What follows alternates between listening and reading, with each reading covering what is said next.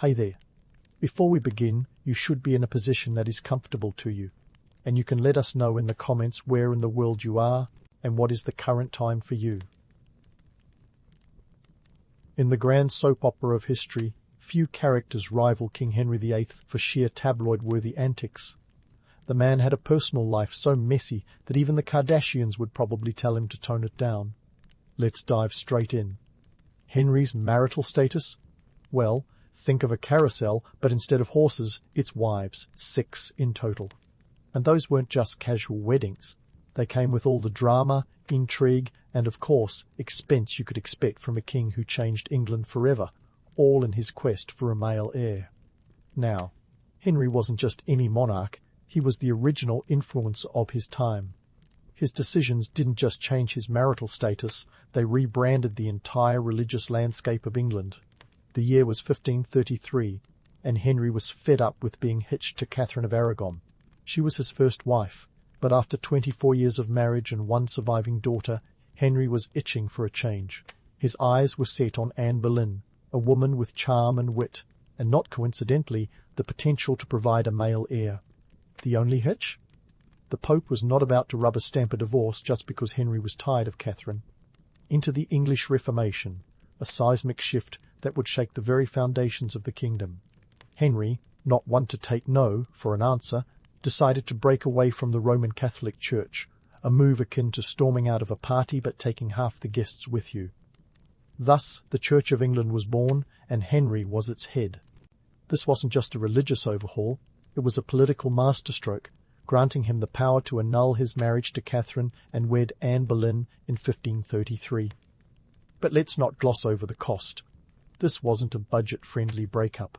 The dissolution of the monasteries alone brought an estimated 1.5 million into Henry's coffers, a hefty sum equivalent to billions today, but it also sparked widespread unrest. Anne Boleyn was crowned queen, and Henry was hopeful. But alas, the quest for a male heir was like a medieval game of whack-a-mole. Just when you thought you'd nailed it, another problem popped up. Anne gave birth to Elizabeth, future queen and all-around badass, but not the son Henry was banking on. Things soured quickly, and just 3 years later, Anne found herself on the chopping block, literally. Her execution in 1536 was as much a political maneuver as a personal vendetta, a grim testament to Henry's ruthlessness. With Anne out of the picture, Henry married Jane Seymour, wife number 3, and finally, in 1537, he got his long-awaited male heir, Edward VI.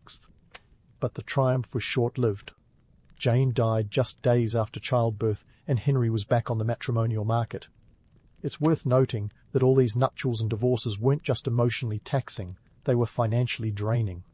The royal treasury was bleeding money, especially with the lavish spending on palaces, tapestries and the like. Henry's court was a place of opulence, but it came at a steep cost. By the time he married Anne of Cleves in 1540, Henry was more interested in political alliances than romance. Unfortunately, Anne didn't quite meet his expectations. He famously likened her to a Flanders mare after their first encounter. The marriage lasted about as long as a medieval festival, and they were divorced within months. Henry wasn't heartbroken, though. He quickly moved on to Catherine Howard, Anne Boleyn's cousin. But history repeated itself in a rather grim fashion, and Catherine met her end at the executioner's block in 1542, accused of adultery. Finally, Henry settled with Catherine Parr, a woman who managed to outlive him, perhaps because she was savvy enough to play the long game. By then, Henry was more focused on his legacy than his love life. The Tudor dynasty was his obsession, and he was determined to secure it. His health was failing, his waistline expanding, and the once vibrant king was now a shadow of his former self. Yet his impact was undeniable.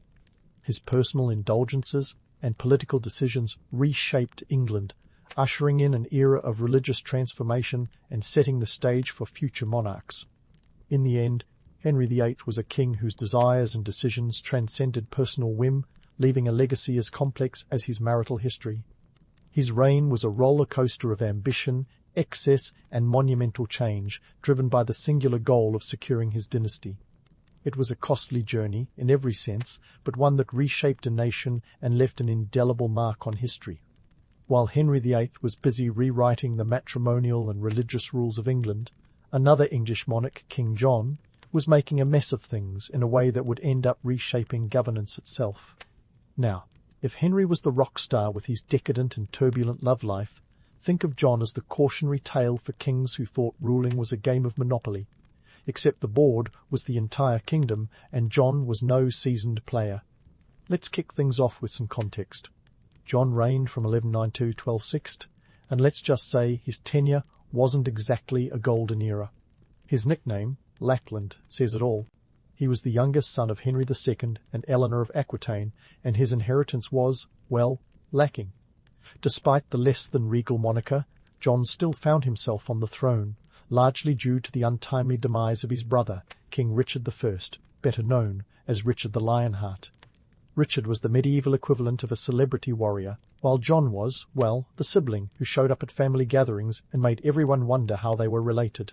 John's reign was a series of unfortunate events, but not the charming lemony snicket kind. It was more like watching a slow-motion train wreck where each carriage is an expensive blunder. Take the loss of Normandy in 1204, for example.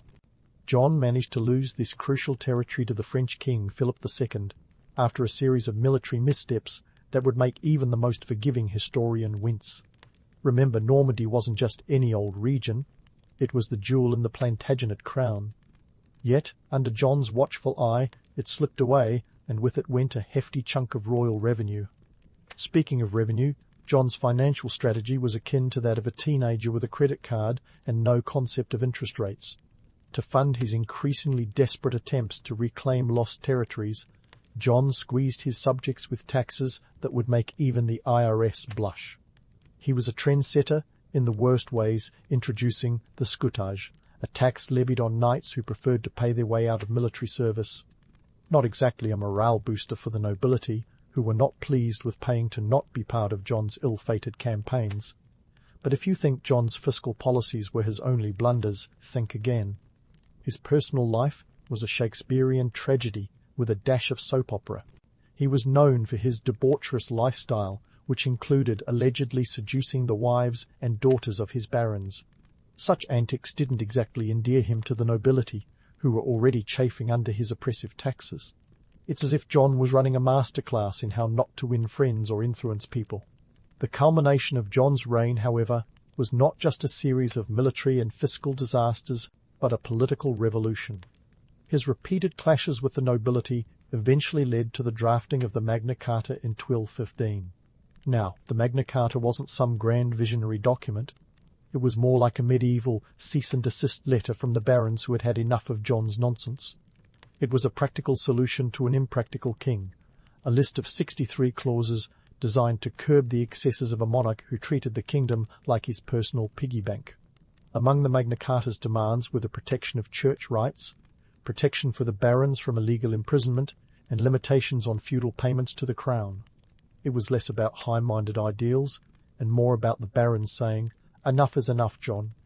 Seriously, get it together."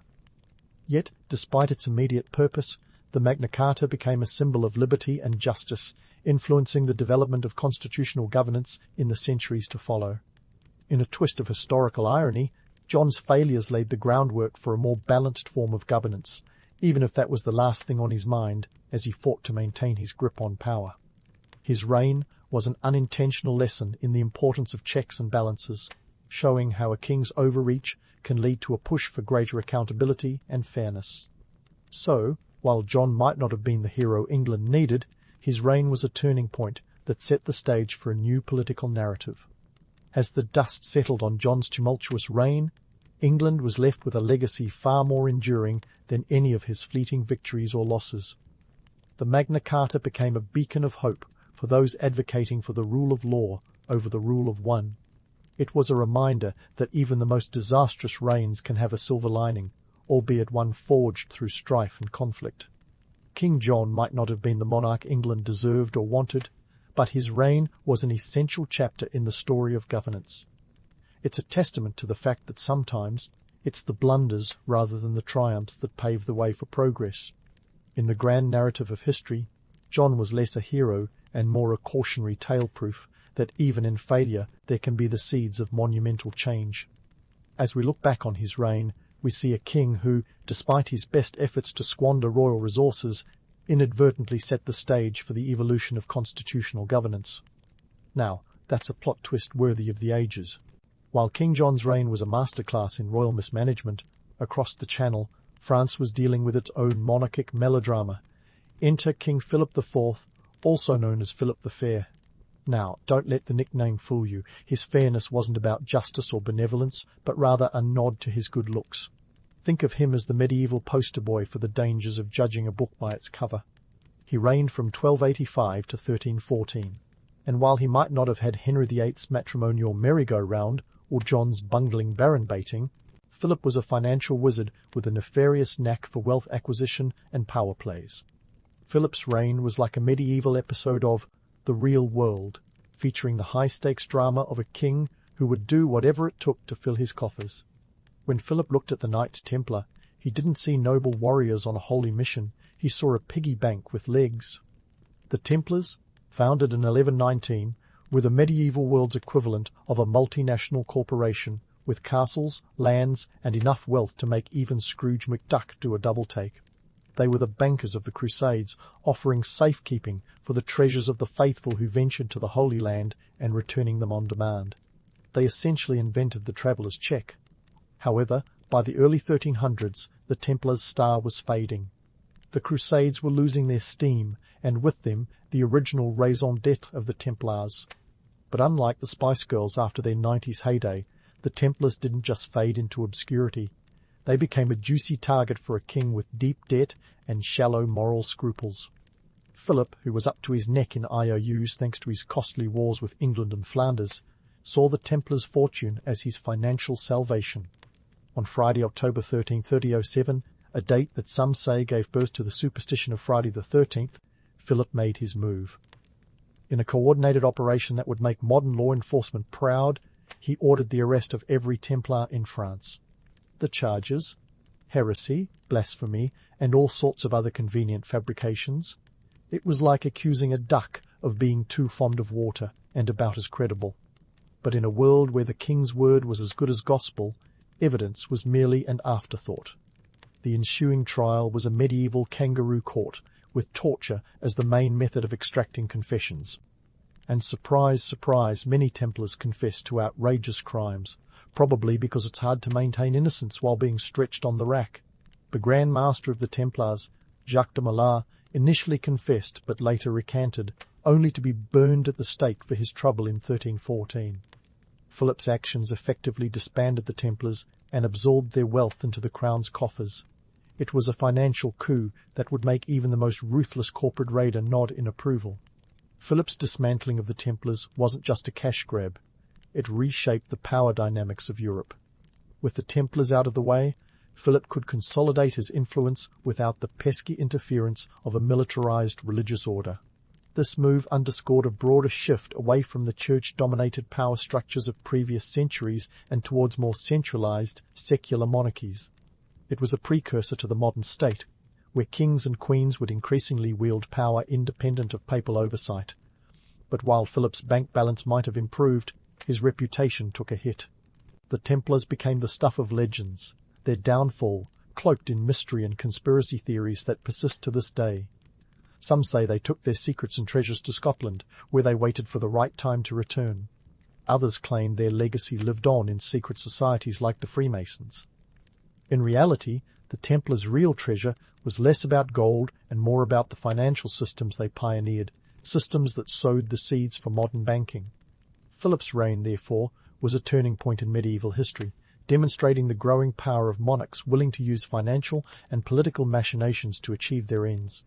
It was a lesson in ruthless pragmatism, showing that sometimes, in the Game of Thrones, it's not about who plays fair, but who plays to win.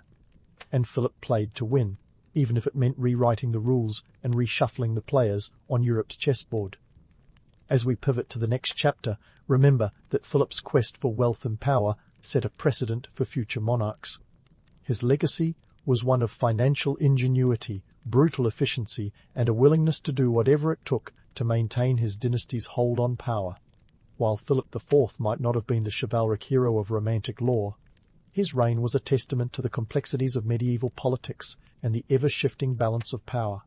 Stay tuned, because the saga of Europe's most perverted kings is far from over, and the next act promises even more intrigue and ambition.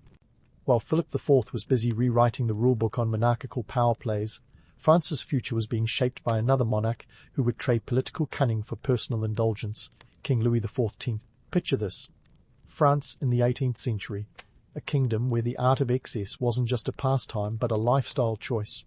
Louis XV, reigning from 1715 to 1774, was a king whose nickname, Louis the Well-Beloved, suggests a man who could charm a nation. But peel back the layers of this royal onion, and you'll find a monarch whose penchant for luxury and mistresses was as bloated as the royal coffers were depleted. Louis XIV came to the throne at the tender age of 5, a royal toddler thrust into a world of courtly intrigue. His reign was marked by a France that was both architecturally and socially extravagant. The Palace of Versailles, already a symbol of opulence thanks to his predecessor, Louis XIV, became the epicenter of Louis XV's lavish lifestyle. It was a place where chandeliers sparkled like the eyes of a courtesan, and where the king's whims dictated the rhythm of life. Now, Louis wasn't just any king. He was the original party animal, the kind who would make Gatsby's soirees look like tea parties. His court was a circus of indulgence, complete with intrigues and excesses that would make even the most decadent Roman emperors blush. Under his watch, the royal treasury was treated like a bottomless purse, funding a lifestyle of unparalleled luxury. But let's not paint Louis as some frat boy with a crown. His extravagance wasn't just about personal pleasure. It was an economic burden that would ripple through French society like a stone skipping across a pond. The costs of maintaining such a lavish court were staggering. The state budget in Louis's time was about 500 million livres, and a hefty slice of that, around 10%, was funneled directly into the royal household expenses. That's roughly 50 million livres, a sum that could have financed armies or fed cities, disappearing into the gilded corridors of Versailles. Louis XV's reign was marked by his notorious string of mistresses, each more scandalous than the last.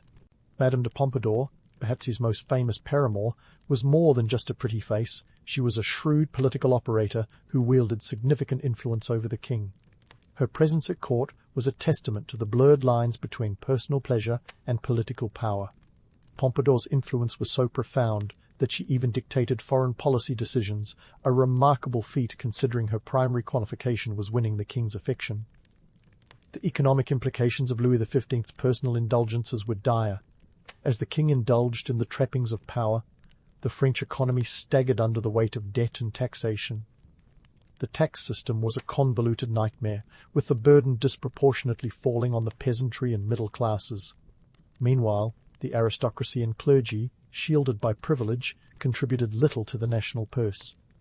It's like asking the poorest to pay for the richest's extravagant tastes, a recipe for disaster if ever there was one. Yet the king seemed blissfully unaware of the brewing storm. Instead, he embraced his role as a monarch of leisure, leaving the gritty business of governance to his ministers. His detachment from the realities of his kingdom was as profound as it was perilous. Louis XV's reign was a masterclass in how not to manage a nation, with his personal debauchery setting the stage for the tumultuous changes to come.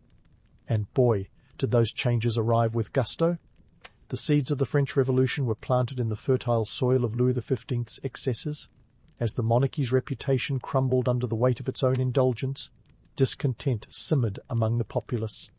The Enlightenment ideals of liberty, equality, and fraternity began to take root, challenging the very foundations of absolute monarchy.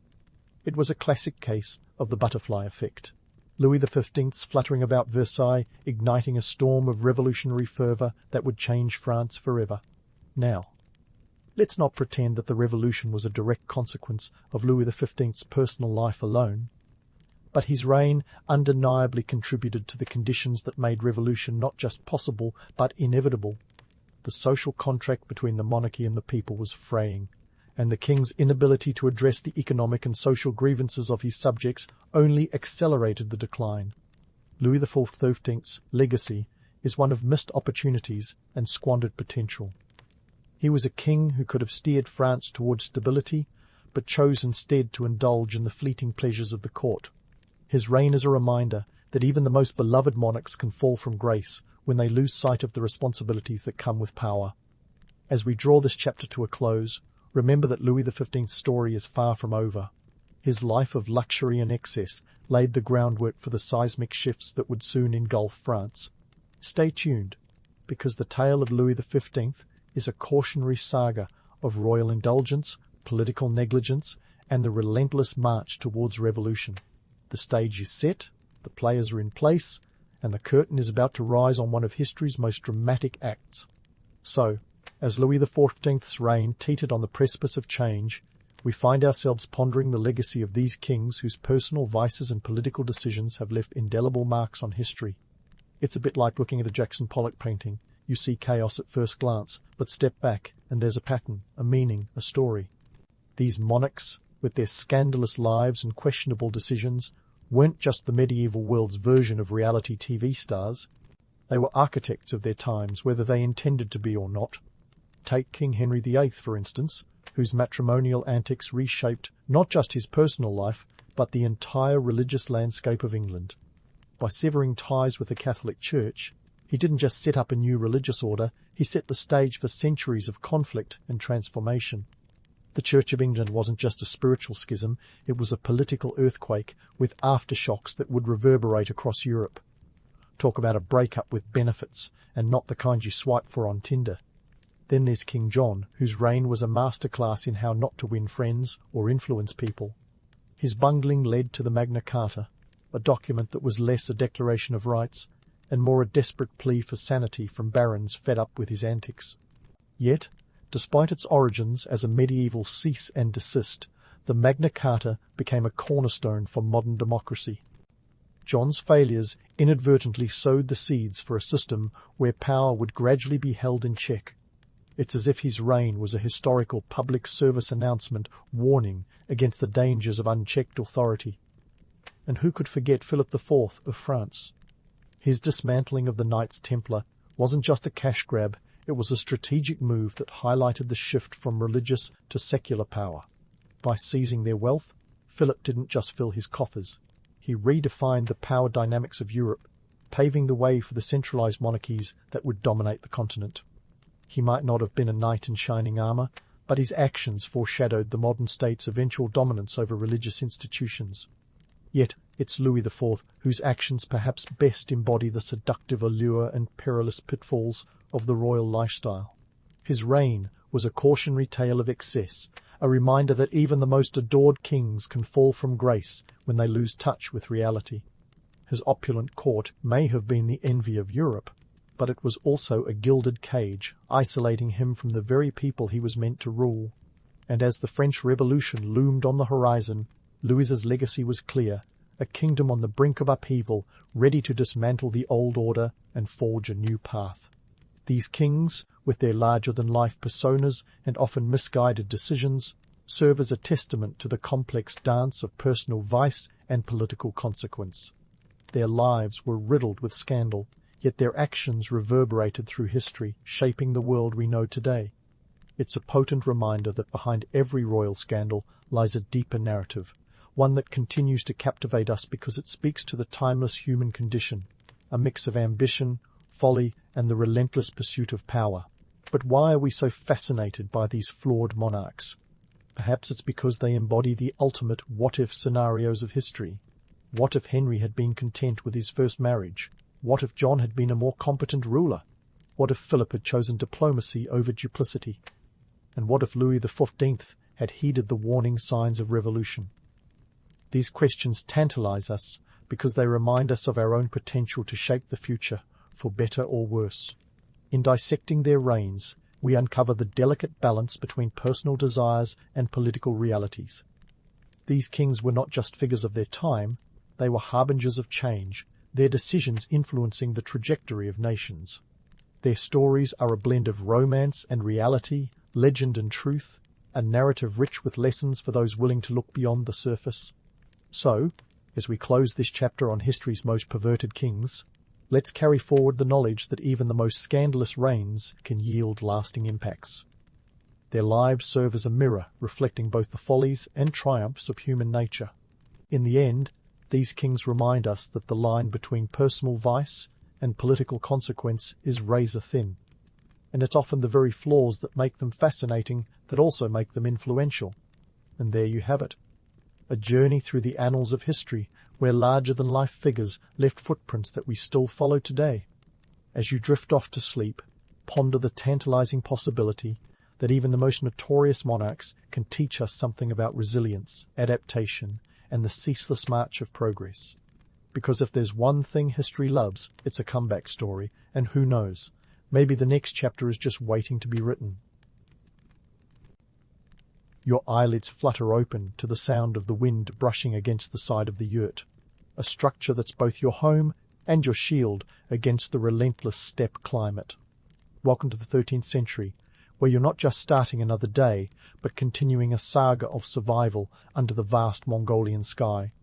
As a Mongol scout, you don't get the luxury of hitting snooze, the steppe waits for no one, and Genghis Khan certainly won't either. It's a brisk morning, to put it mildly. The steppe has a way of making you appreciate the word chilly in a whole new context.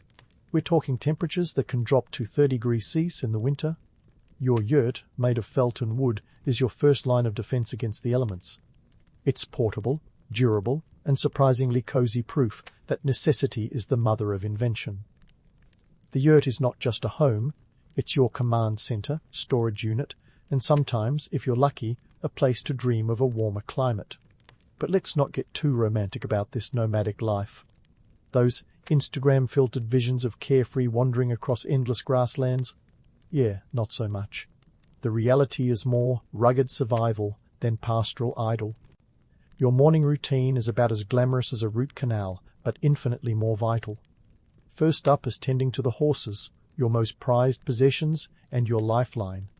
Without them, you're about as mobile as a rock. And in this landscape, being stationary is a fast track to nowhere. You start by checking on your steed, a creature as hardy as it is essential.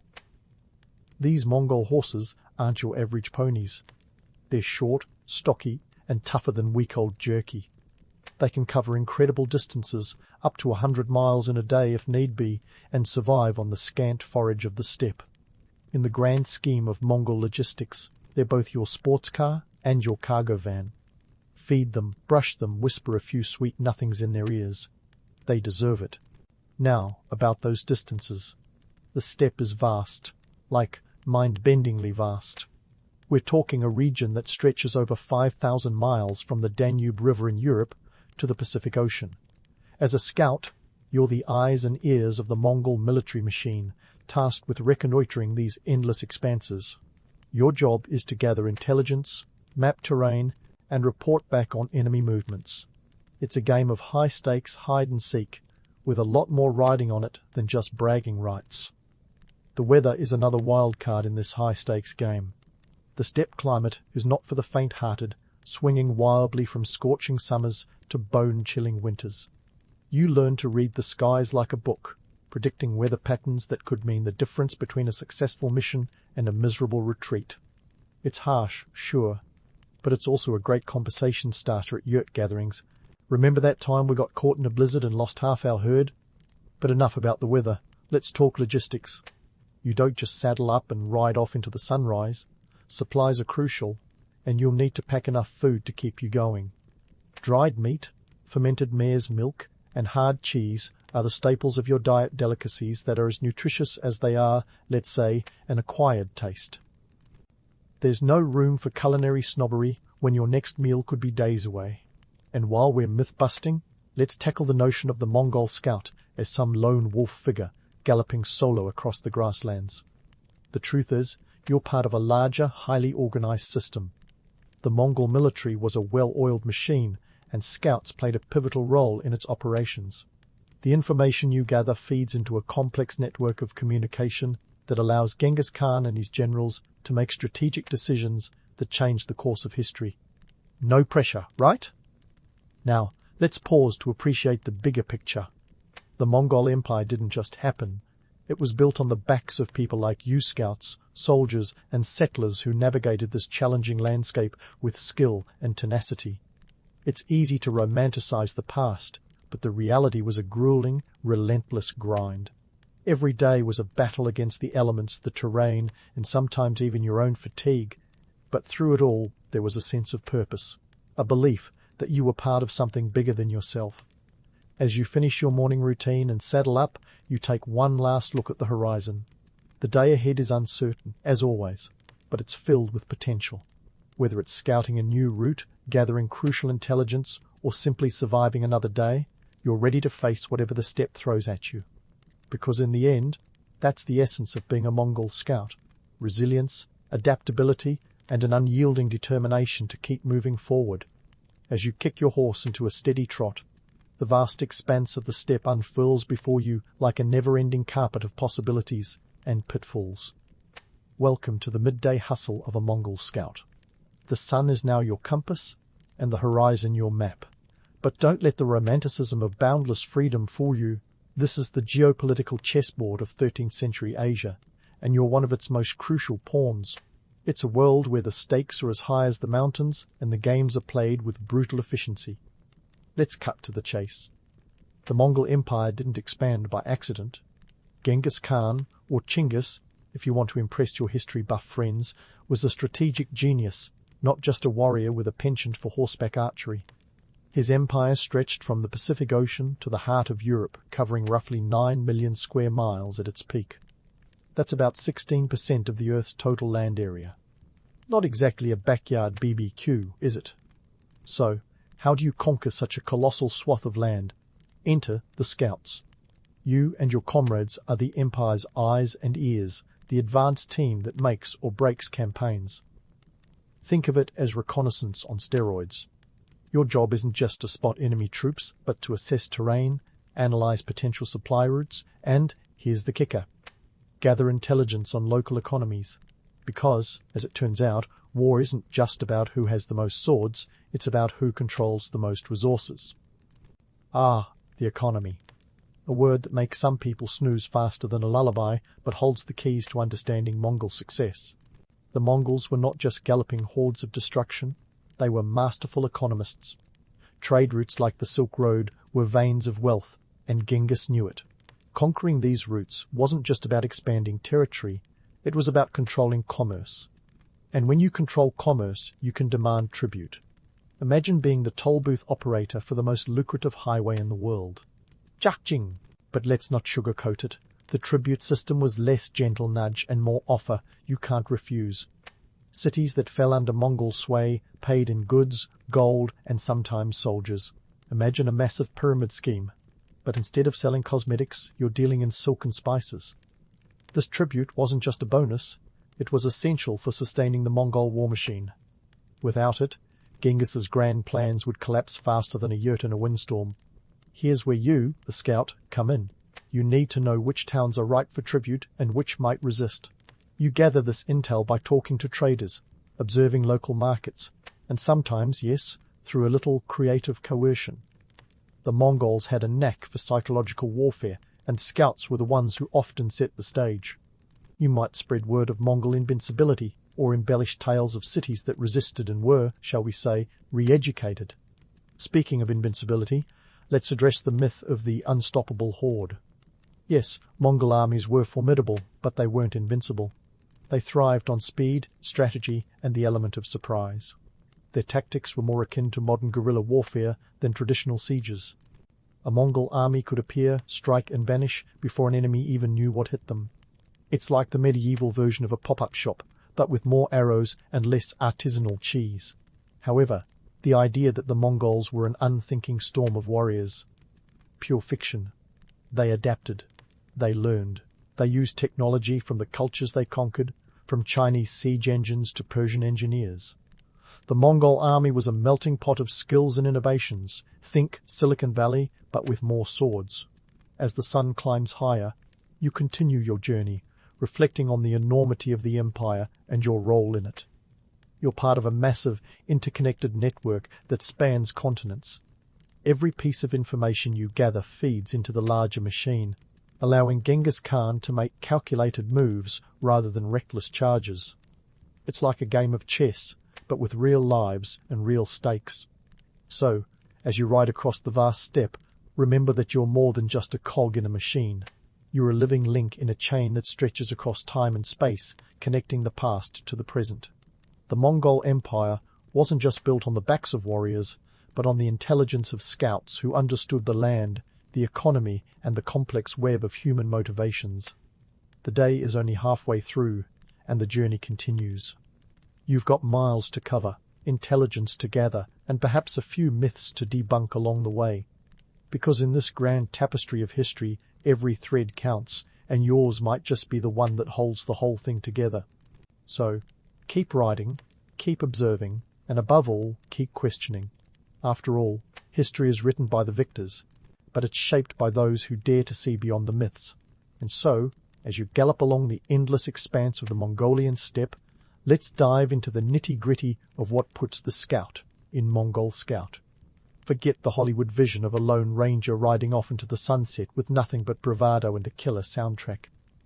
The reality is far more practical, less John Wayne and more Bear Grylls with a side of Sun Tzu. Your toolkit, dear Scout, isn't just an assortment of cool gadgets, it's your lifeline. We're talking about a collection of gear so essential it's practically an extension of your body. First things first, let's tackle communication. The steppe doesn't come with cell towers, and semaphore flags just aren't on the menu. So, how do you stay in touch with the rest of the Mongol juggernaut? Enter the ingenious system of relay stations, or YAM. Think of the YAM as the medieval version of sending an email, but with more horses and fewer spam filters. These stations are spaced out roughly every 25 to 30 miles, allowing messengers to swap out tired horses for fresh ones, ensuring messages travel at lightning speed, well, as fast as hooves can carry them. It's a system so efficient that the likes of Amazon Prime would tip their hat if they wore one. The YAM network could cover about 200 to 300 miles in a single day. That's faster than a reality TV show scandal going viral. But what if you're out in the wild, far from the nearest YAM station, and you need to send a signal pronto? Smoke signals aren't just for dramatic effect, they're your backup plan. With a few puffs of smoke, you can send a pre-arranged message across the vastness of the steppe. It's not as precise as a text message, but when your audience is a few miles away and looking for anything out of the ordinary, it does the trick. Now, let's rummage through that saddlebag of yours. Forget the idea that you're travelling light with nothing but a bow and a prayer. Your gear is a testament to survival in a landscape that doesn't suffer fools. First up, your bow. The iconic Mongol bow short, recurved, and packing a punch that would make even Robin Hood take notice. It's designed to be used from horseback, allowing you to shoot with deadly accuracy while at full gallop. And you're not carrying just one, but usually two, because redundancy is the best insurance policy against a snapped bowstring. Next, your armor. Hollywood might have you believe you're galloping around in full-plate armor, but the truth is more practical. Your armor is likely a mix of leather and layered silk. Silk, you ask? Yes, silk. It's not just for fancy robes. It's surprisingly effective at stopping arrows. The tightly woven fibers are tough enough to catch an arrowhead and prevent it from penetrating deeper, giving you a fighting chance. Plus, it's a lot more breathable than metal when you're riding under the scorching sun. Your diet, though, is where reality really bites. Forget feasting on roasted boar every night. In truth, you're more likely to be gnawing on dried meat and nibbling on hard cheese. It's all about portability and shelf life. Fermented mare's milk, or airag, is your go-to beverage. It's refreshing, energizing, and yes, slightly alcoholic, because even a Mongol scout needs a little pick-me-up now and then. And now for some myth-busting. Ever hear that Mongol scouts were lone wolves roaming solo across the grasslands? It makes for a great story, but it's mostly fiction. While you might be out on your own for short stints, more often you're part of a team. It's a buddy system, Mongol style. You're one cog in a well-oiled, multi-cog machine.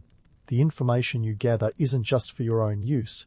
It feeds into a larger intelligence network that helps Genghis Khan make informed decisions. If you've got a choice between going solo and going with backup, you're picking the latter every time. Speaking of teamwork, let's talk survival strategies. Out here, Mother Nature isn't your friend. She's more of a strict disciplinarian. Weather can change faster than a politician's promises, so adaptability is your best friend. You learn to read the clouds, the wind, even the behavior of animals, all to predict what's coming next. If you see birds taking cover or horses getting jittery, you know a storm's brewing and it's time to batten down the hatches. And then there's water, your most precious resource. Forget lush, babbling brooks every few miles. On the steppe, water is scarce, and finding it is a skill unto itself. You learn to spot where grass grows greener, a sign of underground streams. In a pinch you might dig into the soil, hoping for even a trickle. Your life literally depends on your ability to find and conserve water. It's a game of high stakes, and there's no room for error. As the afternoon sun begins to dip, casting long shadows across the steppe, you're reminded of the bigger picture. Each day out here is a blend of routine and unpredictability, a dance between preparation and improvisation. You're not just a wanderer, you're part of a system that spans continents and centuries. The Mongol Empire didn't become the largest contiguous empire in history through sheer force alone. It was built on intelligence, adaptability, and the unsung efforts of scouts like you, whose daily grind laid the foundation for an empire that would reshape the world. So, as you continue your journey, keep your eyes sharp and your mind sharper. The sun may set, but the work of a Mongol scout is never truly done. You're the thread holding this tapestry together, and as night falls, the steppe awaits the next chapter in your story. A tale woven from smoke signals, relay stations, and the silent strength of a scout who knows that sometimes the most powerful weapon is knowledge itself. As the horizon blurs into a deep indigo, you're reminded that dusk signals a change not just in light, but in duty. The Mongol Empire, after all, didn't rest with the setting sun, and neither did its scouts. Now, let's shift gears and delve into the cultural and social dynamics within the Mongol ranks, the stuff of legend and lore, but with a twist. Loyalty in the Mongol world was as binding as a silk thread and as elusive as smoke. The romanticized image of unwavering devotion to the Khan? It's not just black and white. It's a chiaroscuro of personal ambition, fear, and, yes, genuine admiration. Loyalty was a currency as valuable as gold, or maybe even more so, given that a slip in allegiance could cost you more than your savings, it could cost your life. In this vast steppe society, hierarchy wasn't just a fancy word for who gets to sit at the head of the table. It was a carefully crafted architecture, built on merit and martial prowess. Genghis Khan, in his wisdom, structured his empire not unlike a modern corporation. Picture a pyramid where the Khan sits atop, and each layer supports the one above. But unlike your typical office setup, the stakes here involved swords, survival, and the occasional sacking of cities. Scouts like you, though not at the very bottom, were the unsung heroes in this hierarchy. You were the data gatherers, the eyes that saw what lay beyond the horizon. In return for your services, you were rewarded with spoils of war loot, livestock, and sometimes, if you were lucky, a parcel of land. Yes, land. Because even in the 13th century, real estate was a hot commodity. But these weren't just handouts. They were incentives meant to ensure your loyalty was as steadfast as a Mongol horse in a blizzard. Speaking of rewards, let's not forget the flip side, the punishments. The Mongol justice system was, shall we say, less about rehabilitation and more about deterrence. Disloyalty or failure could mean anything, from a hefty fine to a swift execution. It was a stark reminder that in this empire, your worth was measured by your utility to the Khan and the empire. It wasn't personal, it was strictly business. And if you couldn't handle the heat, well, there were plenty more where you came from. But what about those stories of Mongol camaraderie and brotherhood? They're not entirely fictitious. The concept of anda, a bond deeper than blood, was a real thing. It was a pact between two warriors that transcended familial ties. Imagine becoming blood brothers through a ritual that involved exchanging drops of blood, a practice that was less about theatrics and more about sealing an unbreakable alliance. It was the ultimate insurance policy against betrayal, a pact that said, I've got your back and you got mine. Yet, even the closest of Andas had their limits. Personal stakes were always in play. The Mongols were, at the end of the day, human. Ambitions ran high, and the desire for personal gain often danced a dangerous tango with loyalty. This duality made the Mongol ranks both fascinating and frightening. The same warrior who'd share his last drop of earag with you might, under different circumstances, see you as a stepping stone to his aspirations. Now, let's talk hierarchy's top brass. Genghis Khan, the ultimate CEO of this empire, wasn't just a warlord but a visionary leader who knew the value of meritocracy. He famously said, "A leader can never be happy until his people are happy." Sure, it sounds like a campaign slogan, but there's truth there. Genghis promoted generals and leaders based on ability, not aristocracy. In fact, many of his most trusted generals started as humble warriors. They climbed the ranks through sheer grit and strategic brilliance. But don't get it twisted, this wasn't exactly a fairy tale land of opportunities. The social dynamics were complex, a game of chess where every move could change your fate.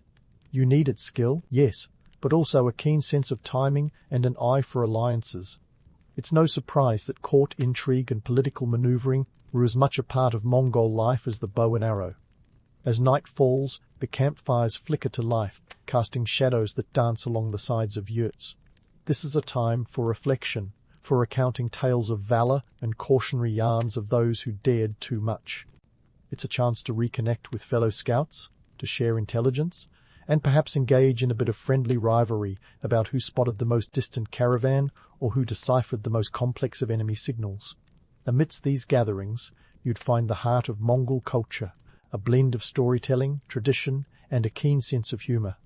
Dark humor, mind you, because when your day job involves skirting death and outsmarting adversaries, you develop a penchant for seeing the absurdity in danger. And speaking of storytelling, let's bust another myth. The idea that Mongol warriors were unsophisticated brutes. Sure, they were formidable in battle, but they were also connoisseurs of culture. The Mongol Empire was a melting pot of ideas and innovations, thanks in large part to their extensive conquests. They absorbed the best of what other cultures had to offer, whether it was Persian poetry, Chinese engineering, or Islamic scholarship. The Mongols were less about cultural erasure and more about cultural amalgamation. This cultural curiosity extended to the scouts, who often found themselves in foreign lands, learning foreign tongues, and understanding local customs. It wasn't just about gathering military intelligence, but also about grasping the economic and social fabric of the regions they traversed. In effect, each scout became a cultural ambassador of sorts, bridging the gap between the Mongol world and the diverse societies they encountered. So, as you sit by the fire, staring into the embers, you're part of a grand and complex tapestry. You're not just a scout. You're a key player in a historical drama that's as intricate as it is immense. The Mongol Empire was a behemoth, and every cog in its machine, including you, played a vital role in its mastery of the world stage. As the stars begin to dot the night sky, the steppe envelops you in its vastness. Tomorrow promises another day of challenges and discoveries. But tonight, you're content to listen to the stories, to laugh at the absurdities, and to ponder the delicate balance between personal ambition and loyalty. Because in this world, as in any other, the greatest stories are those that reveal the human heart in all its contradictions. And those stories, my friend, are the ones that endure. As the shadows deepen and the stars settle into their celestial dance, let's dive into the legacy of the Mongol scouts and why, centuries later, they're still the unsung heroes of history. Think of them as the original global connectors, the human hyperlink between worlds that otherwise might never have met. Their story doesn't just end with the Mongol Empire's fall, it echoes through time, influencing everything from warfare to world trade to the meticulous art of intelligence gathering. Now, why do these equestrian James Bonds matter in the grand scheme of things? For starters, they revolutionized warfare tactics in ways that would make even the most seasoned military strategist raise an eyebrow. The Mongols were the masters of mobility, and their scouts were the gears in this well-oiled machine. They perfected the art of hit-and-run tactics, a strategy that would later influence guerrilla warfare and even modern military doctrines. Imagine a blitzkrieg before the term even existed. Lightning fast, unpredictable, and devastatingly effective. Let's talk numbers. At the height of their power, the Mongol Empire stretched over 9 million square miles, a whopping 16% of the Earth's landmass. That's like combining the land area of Russia, Canada, and China with a little room to spare. How did they manage such an expansive territory? Intelligence, my friend. The scouts gathered crucial information that allowed Mongol leaders to make decisions with precision that would make a Swiss watchmaker envious. They understood terrain, supply lines, and enemy capabilities in a way that predated modern surveillance by centuries. Now, let's debunk a romantic notion that the Mongol conquests were just a series of chaotic charges led by testosterone-fueled horsemen. The reality? A meticulously planned series of campaigns where scouts played a pivotal role. Their reconnaissance wasn't just about spotting enemy troops. It involved understanding local politics, economies, and even the psychology of the populations they were about to encounter. They were the original psychologists of warfare, assessing not just physical landscapes, but the mental maps of their adversaries. But the scouts weren't just about swords and saddlebags. They were catalysts for the spread of ideas and technologies. The Mongol Empire was a conduit, a highway for cultural exchange that would make the Silk Road look like a quaint country lane. Gunpowder from China, astronomical techniques from the Islamic world, and even pasta from Italy. Yes, that's right, Marco Polo wasn't just about spices, folks. Travelled along these Mongol routes, reshaping societies from Europe to Asia. The scouts were the connectors in this vast network, bridging gaps and sewing the cultural quilt that would define centuries to come. Economically, the Mongol scouts were integral to the empire's tribute system, which was less a gentle nudge and more an economic stranglehold. They identified which towns could be squeezed for resources and which ones would need a little more, persuasion.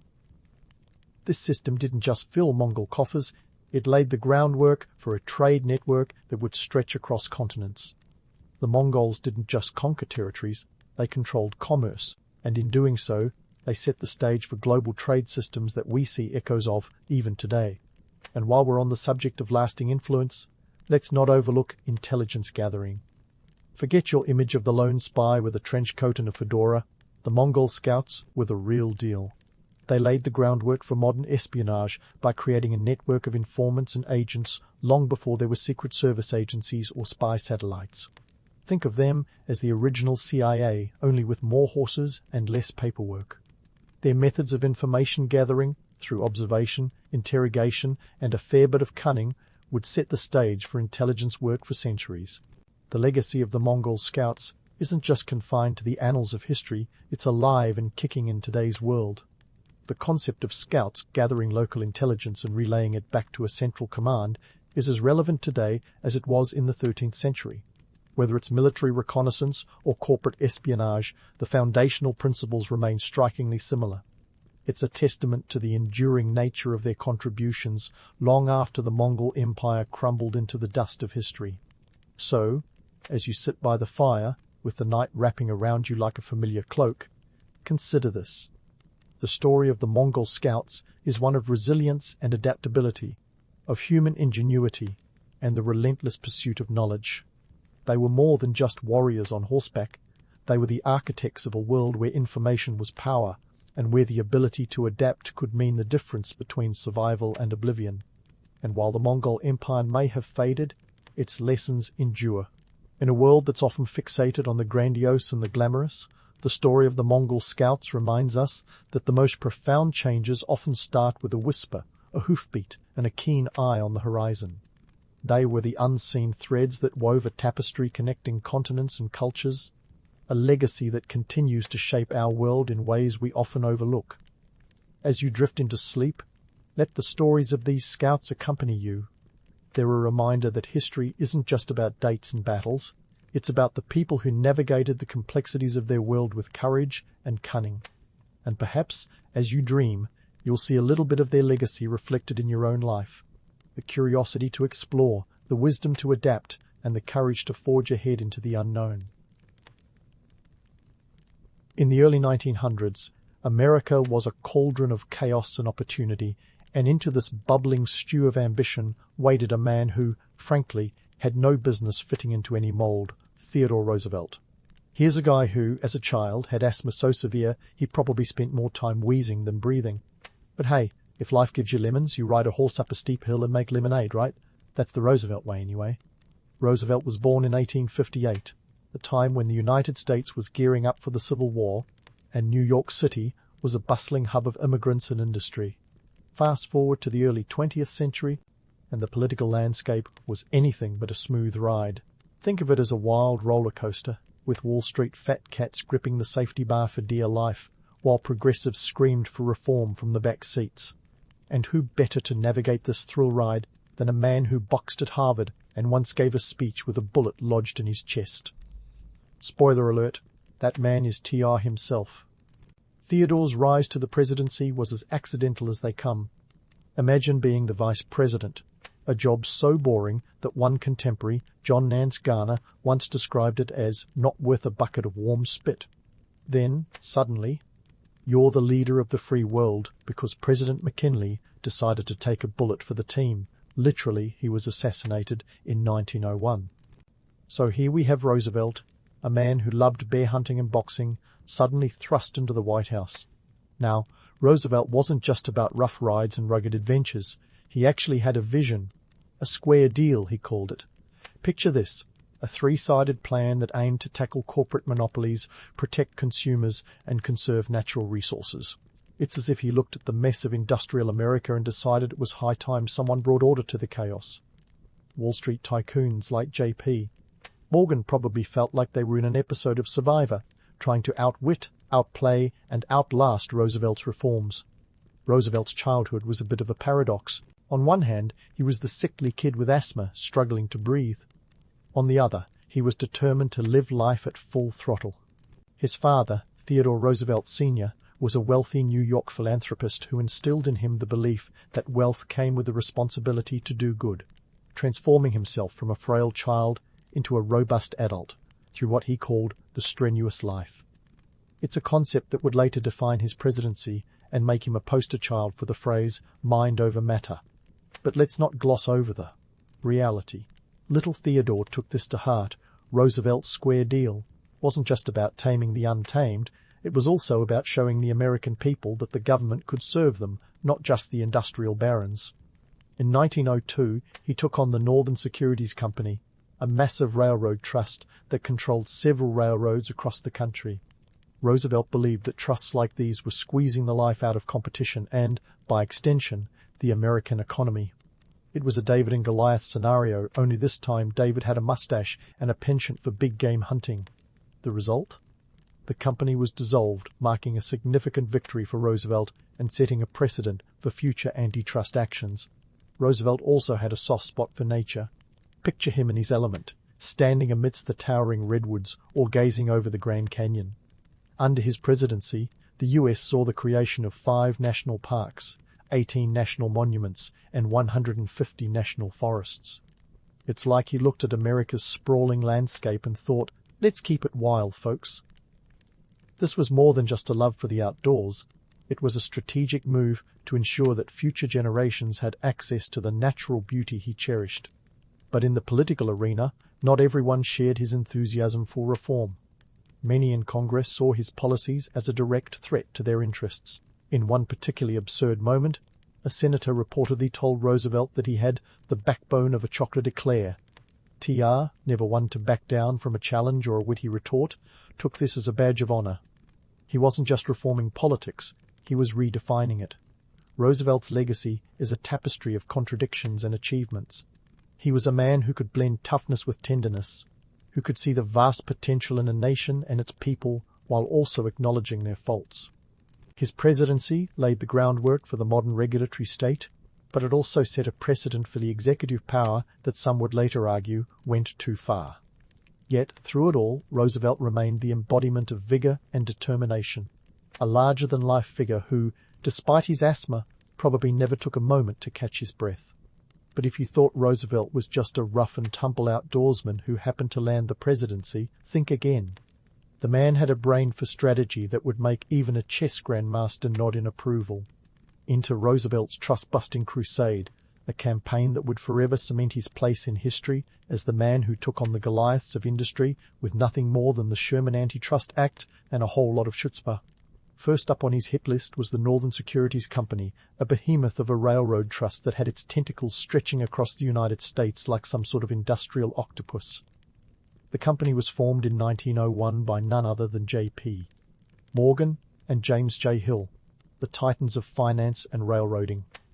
Picture a merger so massive, it controlled several major railroads in the northwestern United States, threatening to strangle competition like a boa constrictor with a grudge.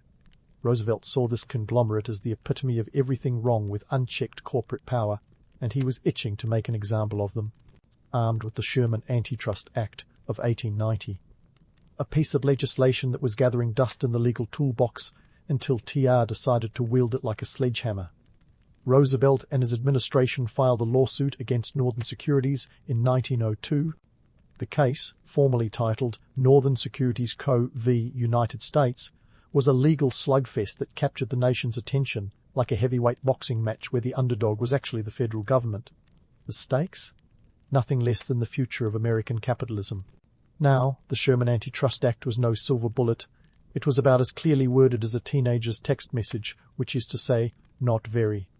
The Act vaguely prohibited any contract, combination, in the form of trust or otherwise, or conspiracy, in restraint of trade or commerce. But Roosevelt saw the potential it had to rein in the titans of industry, and he wasn't going to let a little ambiguity stand in his way. His administration pressed on, and in a landmark decision in 1904, the Supreme Court ruled 5-4 against Northern Securities, ordering the company to dissolve. This was a seismic win for Roosevelt, and a stern message to other trusts: you're not untouchable. The trust buster had arrived, and he wasn't leaving without shaking things up. Roosevelt's tactics weren't just about filing lawsuits.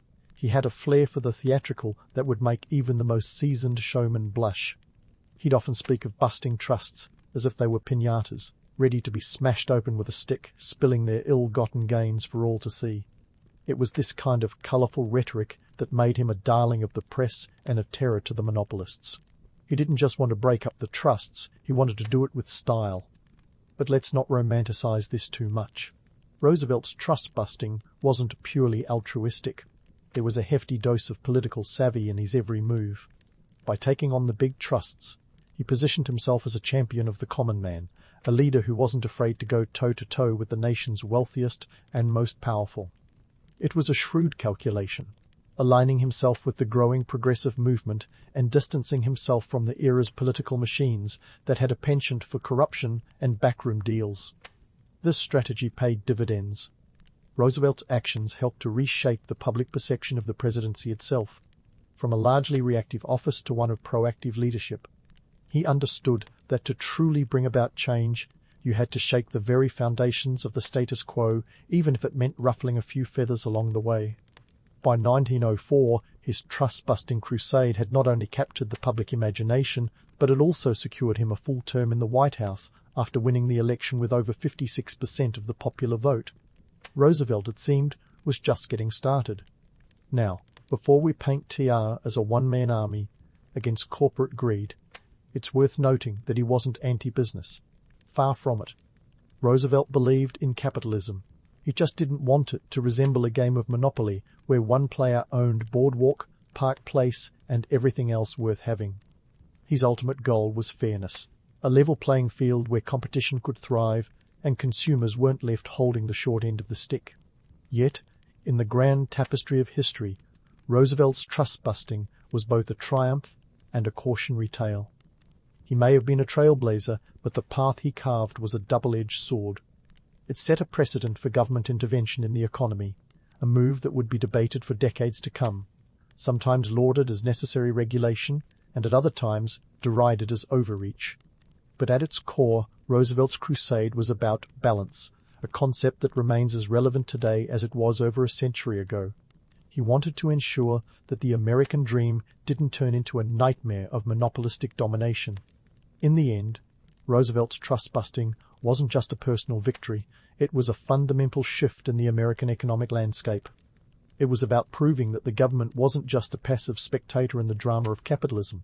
It was an active player, ready to step in when the game got out of hand, and while Roosevelt may have wielded the Sherman Antitrust Act like a cudgel, his actions were a clarion call for reform, echoing across the corridors of power and into the hearts of the American people.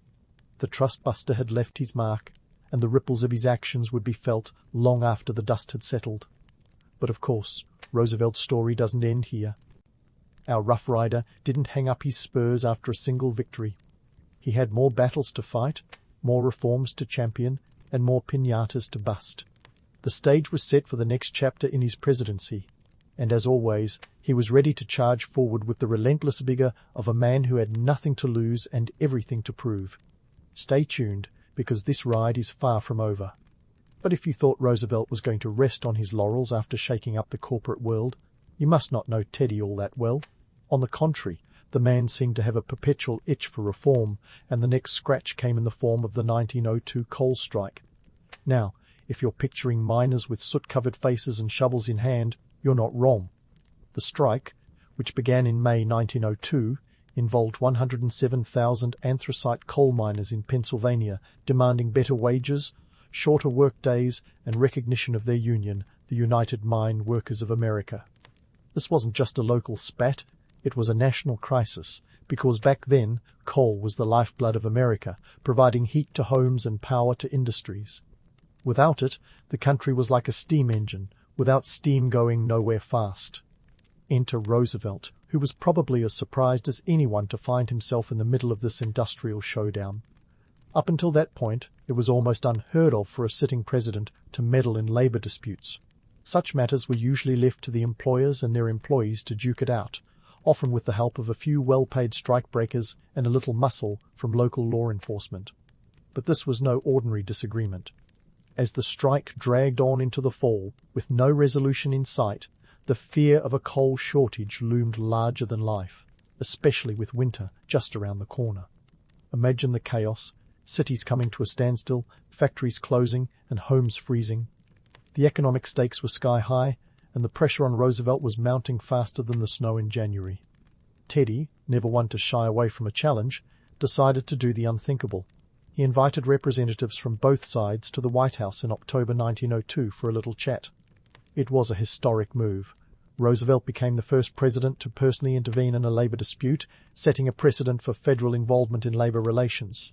It was like inviting two heavyweight boxers to have tea and crumpets before a match. But hey, TR had a way with diplomacy that was as large as his personality. His approach was dubbed square deal diplomacy.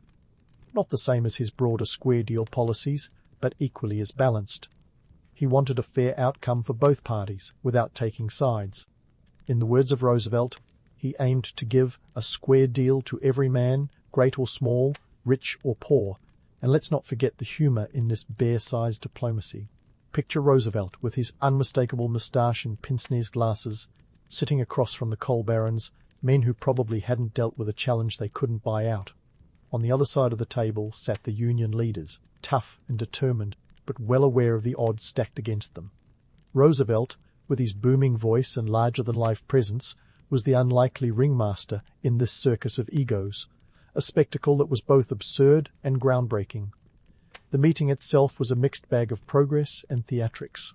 Roosevelt, ever the mediator, proposed a compromise, a commission to investigate the miners' grievances while they returned to work in the meantime. The mine owners, predictably, balked at the idea. After all, why compromise when you hold the purse strings? But Roosevelt wasn't about to let them play hardball while the country teetered on the brink of an energy crisis. So, in a move that would make any poker player proud, he threatened to take over the mines using the U.S. Army. Yes, you heard that right. TR was ready to send in the troops to dig coal if that's what it took to keep America warm. Faced with this unprecedented threat, the mine owners grudgingly agreed to arbitration. The strike was settled in March 1903, with the miners receiving a 10% wage increase and a reduction in their workday from 10 to 9 hours.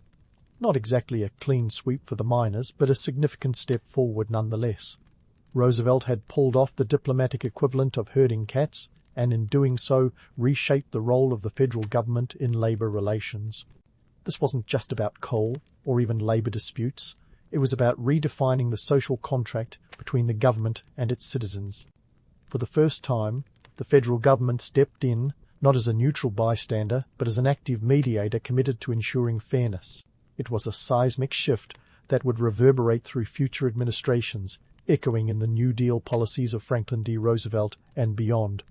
But let's not get ahead of ourselves.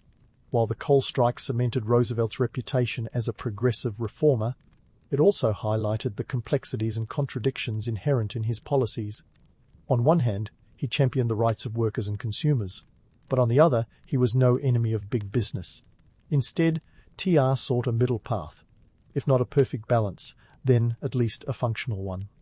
The coal strike was a microcosm of his broader political philosophy, pragmatic, sometimes contradictory, but always dynamic. Roosevelt's intervention also dispelled the myth of the invincible industrialist. For too long, the captains of industry had ruled with an iron fist, often at the expense of the common worker. But here was a president who dared to stand up to them, who dared to say that the interests of the many could not be trampled by the whims of the few. It was a bold statement, and one that would continue to influence American politics long after Roosevelt had left the stage. So, as the dust settled on the coal strike of 1902, the nation looked at its Rough Rider president with renewed respect. He wasn't just a man of action, he was a man of vision, unafraid to challenge the status quo and carve out a new path for the country. The role of the federal government had evolved under his watch, from a passive observer to an active participant in the nation's economic and social affairs. And while the road ahead was still fraught with challenges, one thing was clear: Roosevelt had set a precedent that would redefine the American presidency and the relationship between government, labor, and industry. But hold your applause, because the story of Theodore Roosevelt is far from over.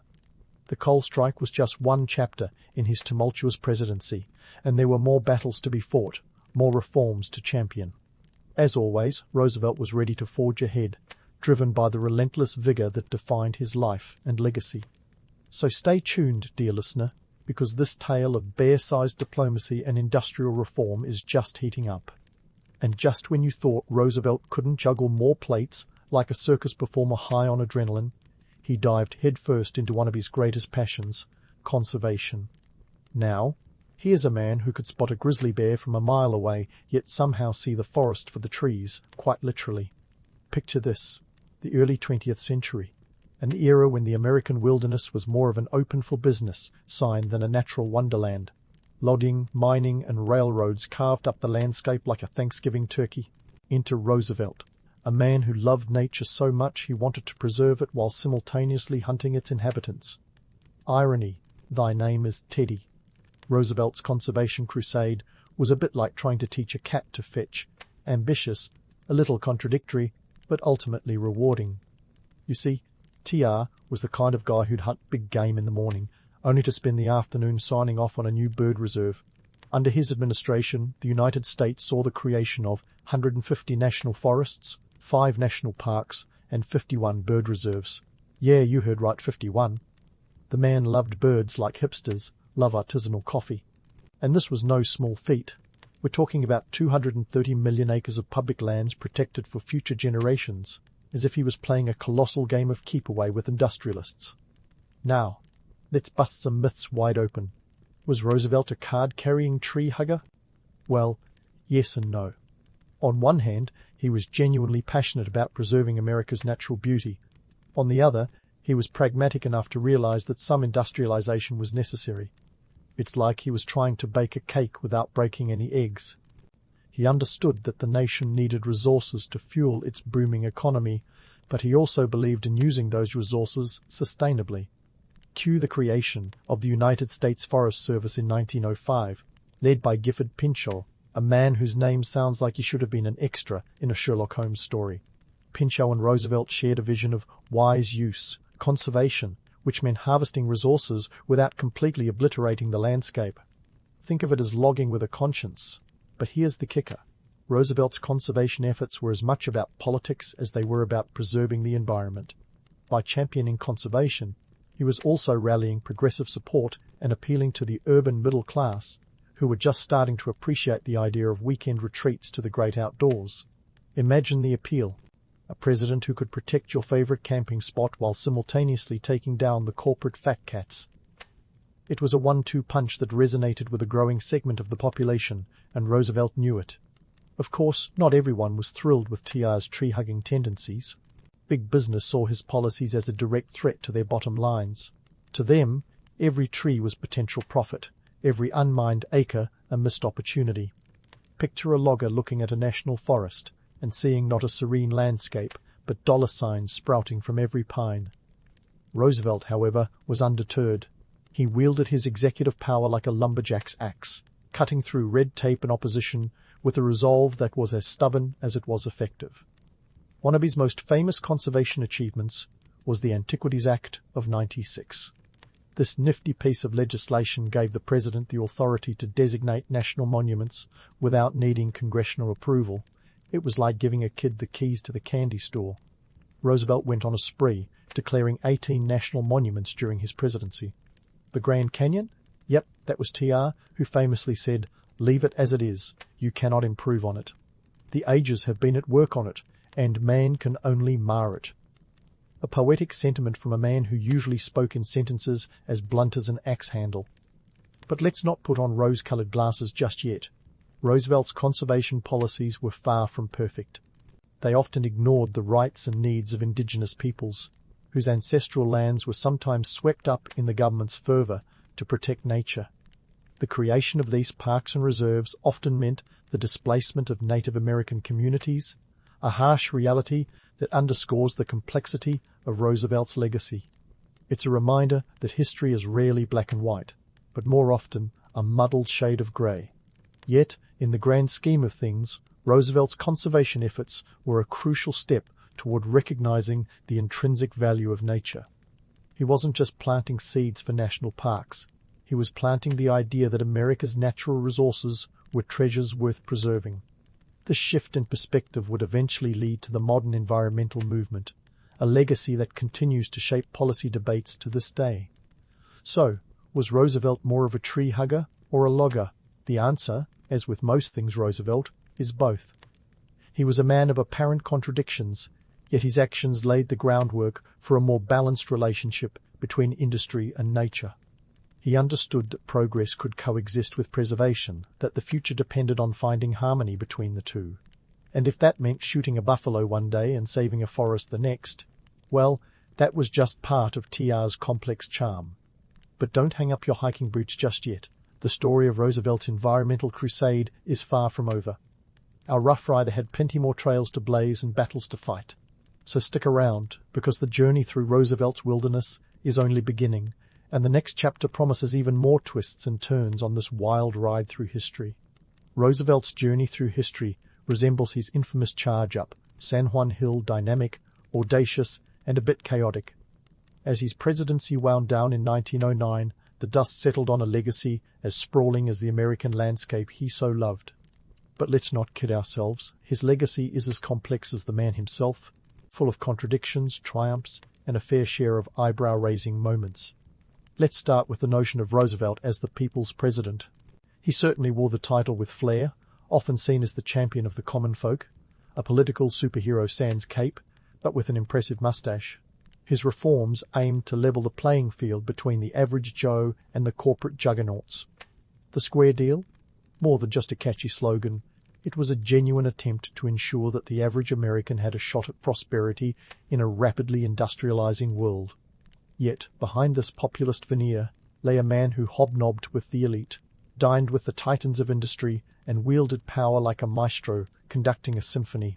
Perhaps this is where the myth and the man diverge. Roosevelt was as much a product of privilege as he was a proponent of progressivism.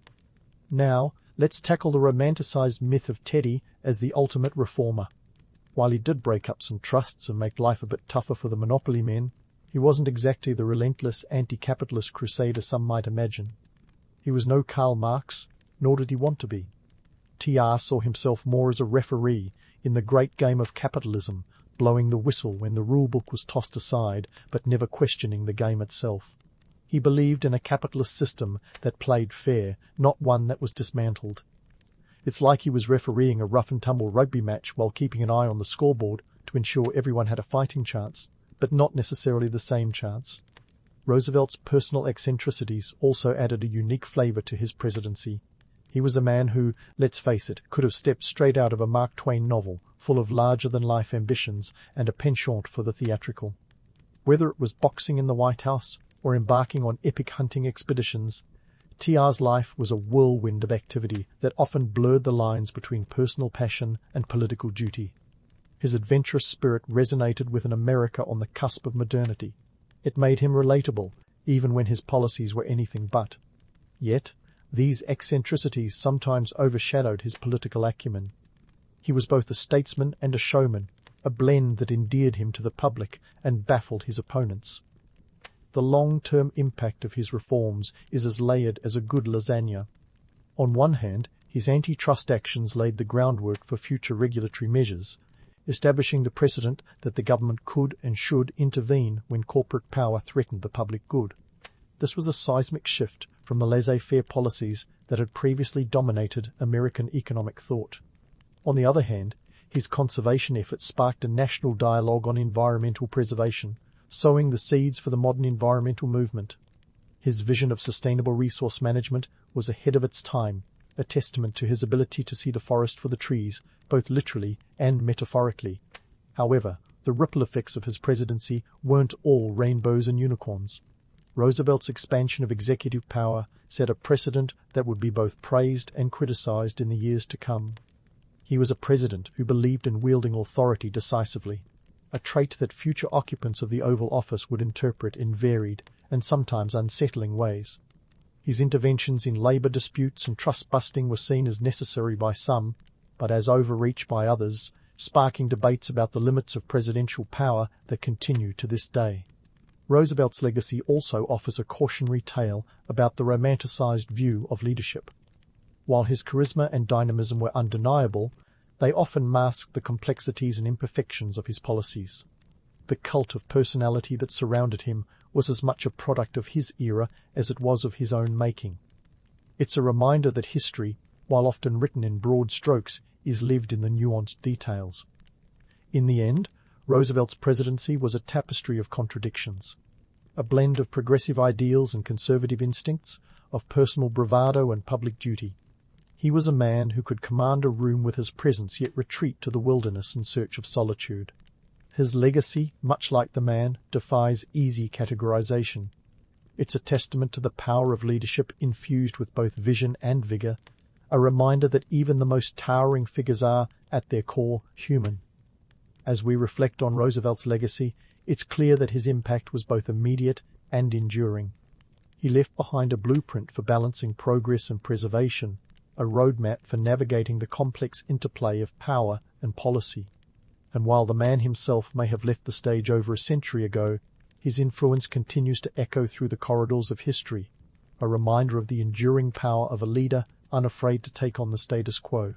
So, as you wrap up this journey through the life and times of Theodore Roosevelt, remember that history is never a simple tale of heroes and villains.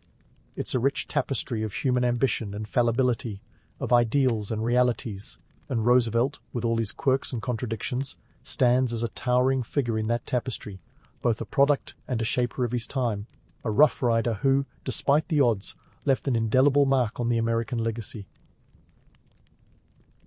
Socrates, the man with a face that could launch 1,000 quips, was born in the bustling hub of ancient Athens around 470 BC. Back then, Athens was the place to be. Think of it as the Silicon Valley of philosophy, drama, and democracy.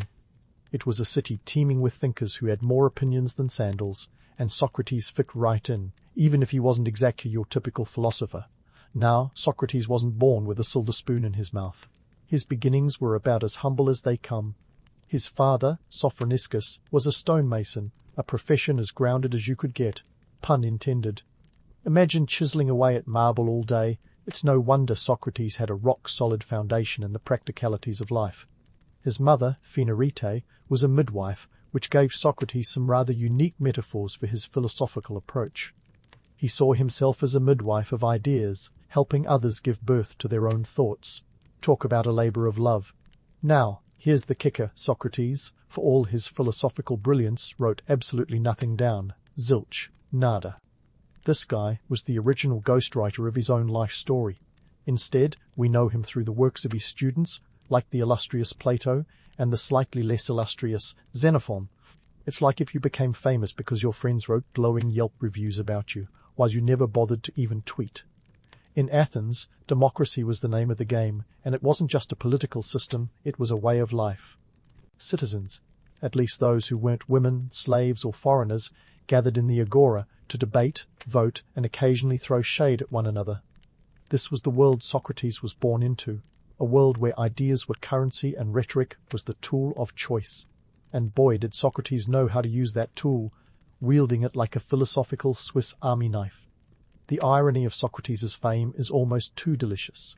Here was a man who questioned everything, yet wrote nothing down, like a social media influencer who refuses to post selfies. And yet, his legacy is etched in the annals of history, carved out by the words of others. Plato's dialogues like The Republic and The Apology are basically Socrates' fan fiction, capturing the essence of his thoughts and teachings. Xenophon's works provide a different angle, like the director's cut of a movie you didn't know needed one. Socrates' method was as unique as his lack of written work. He was the kind of guy who'd stroll into the marketplace, engage in a bit of verbal jousting, and leave his opponents scratching their heads. He didn't lecture, he asked questions, leading others down a rabbit hole of introspection. It was about as maddening as trying to assemble IKEA furniture without instructions, but that was his charm. He forced people to confront their own ignorance, and let's face it, nobody likes a know-it-all who makes you realize you know nothing at all. As a philosopher, Socrates was a bit of a social outcast. He didn't charge for his teachings like the sophists, the intellectual mercenaries of the day. Instead, he lived in relative poverty, which was probably for the best, since his sartorial choices made him look like he'd just rolled out of bed. It's said that he often wandered barefoot and wore the same cloak year-round. Apparently fashion wasn't his forte. Yet, despite his lack of material wealth, Socrates was rich in ideas. He championed the pursuit of virtue and knowledge, believing that an unexamined life wasn't worth living. This wasn't just philosophical mumbo-jumbo. It was a radical notion in a society where success was often measured by wealth and power. Socrates was the original minimalist, preaching that true happiness came from within, not from the trappings of the external world. Socrates' influence stretched far beyond the boundaries of Athens. His teachings laid the groundwork for Western philosophy, shaping the minds of thinkers for centuries to come. He was, in many respects, the godfather of critical thinking, and his legacy is a testament to the power of ideas over the written word. It's a reminder that sometimes the loudest voices are those that echo through the ages, not because they were penned on parchment, but because they were spoken with conviction. So, as Socrates wandered the streets of Athens, challenging the status quo and leaving a trail of bewildered Athenians in his wake, he was crafting a legacy that would endure long after the city's political fortunes had crumbled. In a world where philosophers often wrote volumes, Socrates showed that sometimes all you need is a sharp mind, a pointed question, and maybe a well-worn cloak to change the course of history. And speaking of Socrates' strolls through Athens, let's dive into the heart of his intellectual antics, the Socratic method. Imagine a form of dialogue that's part conversation, part interrogation, and all about making you question every assumption you hold dear. Socrates was the master of this technique, a cerebral art form that could make you feel enlightened or leave you craving a strong drink, depending on your tolerance for self-doubt. Here's how it worked. Socrates would engage someone in a discussion, asking a series of probing questions. The aim? To uncover contradictions in their beliefs, and lead them to a clearer understanding, or at least to the realization that they didn't have a clue. It was like a philosophical game of Jenga, with Socrates pulling out the blocks of certainty until the whole edifice came tumbling down. The method was so effective that it's still used today in law schools and by particularly annoying friends at dinner parties. Now, if you think this sort of questioning was all fun and academic games, think again. In the bustling agora of Athens, where ideas were exchanged as freely as olives and wine, Socrates' relentless inquiries were a double-edged sword. Sure, they encouraged critical thinking, but they also had a knack for annoying the pants off people. Imagine walking through a marketplace, intent on buying your daily bread, only to be cornered by a guy in a threadbare cloak, asking why you believe bread exists. It's no wonder some Athenians found him more pest than philosopher. But why was Socrates so obsessed with poking holes in people's logic? The answer lies partly in his belief that true knowledge begins with recognizing one's own ignorance. It was a virtuous cycle of knowing less to learn more, a concept that must have sounded as appealing as a diet of raw kale to Athenians used to the intellectual fast food of sophist rhetoric. The sophists, by the way, were the original spin doctors, charging fees to teach the art of persuasion rather than truth-seeking. Unlike Socrates, who wouldn't dream of charging a drachma for his teachings, they turned philosophy into a lucrative business. Speaking of money, let's set the stage in Athens during the 5th century BC, the city that was as much a beacon of democracy as it was of economic disparity. This was a time when wealth was concentrated in the hands of a few, while the majority toiled in modesty. It's worth noting that the Athenian economy thrived on trade, silver mining, and the labour of slaves, a system that highlighted the stark contrast between the city's democratic ideals and its economic realities. Socrates, who lived modestly and often seemed blissfully indifferent to wealth, was a walking contradiction in this context. He wasn't just a philosophical outlier, he was a social one too. His disdain for material wealth was as baffling to his fellow Athenians as his questions were infuriating. Imagine a world where status was measured by the size of your estate or the grandeur of your symposiums, and here was Socrates, wandering barefoot, wearing the same cloak year-round, and discussing the virtues of an unexamined life. Talk about a revolutionary fashion statement. Despite the economic and social divides, Athens was a city that thrived on political participation. Well, if you were one of the roughly 30,000 male citizens, that is. This was democracy's golden age, where decisions were made in the assembly and public office was decided by lottery. A concept that probably sounds both exciting and terrifying depending on your views on governance. Socrates, however, had a reputation for questioning even this cherished system, pointing out the flaws and inconsistencies within Athenian democracy. His relentless scrutiny of political life didn't win him many friends among the power brokers of Athens, but it did earn him a reputation as a gadfly, a necessary irritant to keep the state alert and alive. Let's not forget that Socrates' probing questions weren't just limited to the political sphere. He was an equal opportunity interrogator, challenging everything from religious beliefs to personal ethics. His philosophical inquiries often left Athenians feeling like they'd been caught in a mental crossfire. It wasn't just that he questioned the gods, which was a bit like questioning gravity. It was fundamental to their worldview. He also challenged the very nature of piety and virtue, which was akin to asking the modern world to reconsider its obsession with Wi-Fi. Yet, for all his iconoclasm, Socrates didn't see himself as a teacher, but rather as a facilitator of thought, a midwife to ideas, as he liked to say.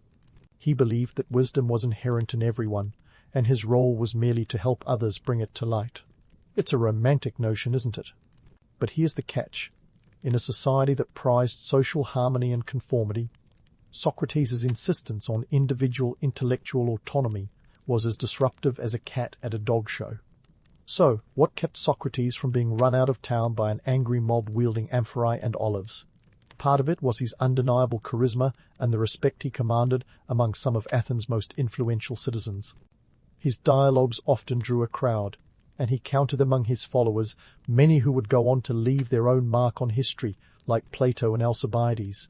His influence extended far beyond the marketplaces and into the very heart of Athenian intellectual life. Of course, it wasn't just his intellectual prowess that kept him in the public eye. Socrates' personal life was as unconventional as his philosophical pursuits. Married to Xanthippe, a woman whose legendary temper was the source of many an anecdote, Socrates seemed to live in a state of domestic chaos. Stories abound of Xanthippe pouring water over his head in frustration, a scene that paints a vivid picture of life in the Socratic household, a mix of philosophical debate and marital discord. It's said that when asked how he put up with her temper, Socrates quipped that it was good practice for dealing with the public. Touché, Socrates. But don't let the romanticized image of the wise philosopher fool you.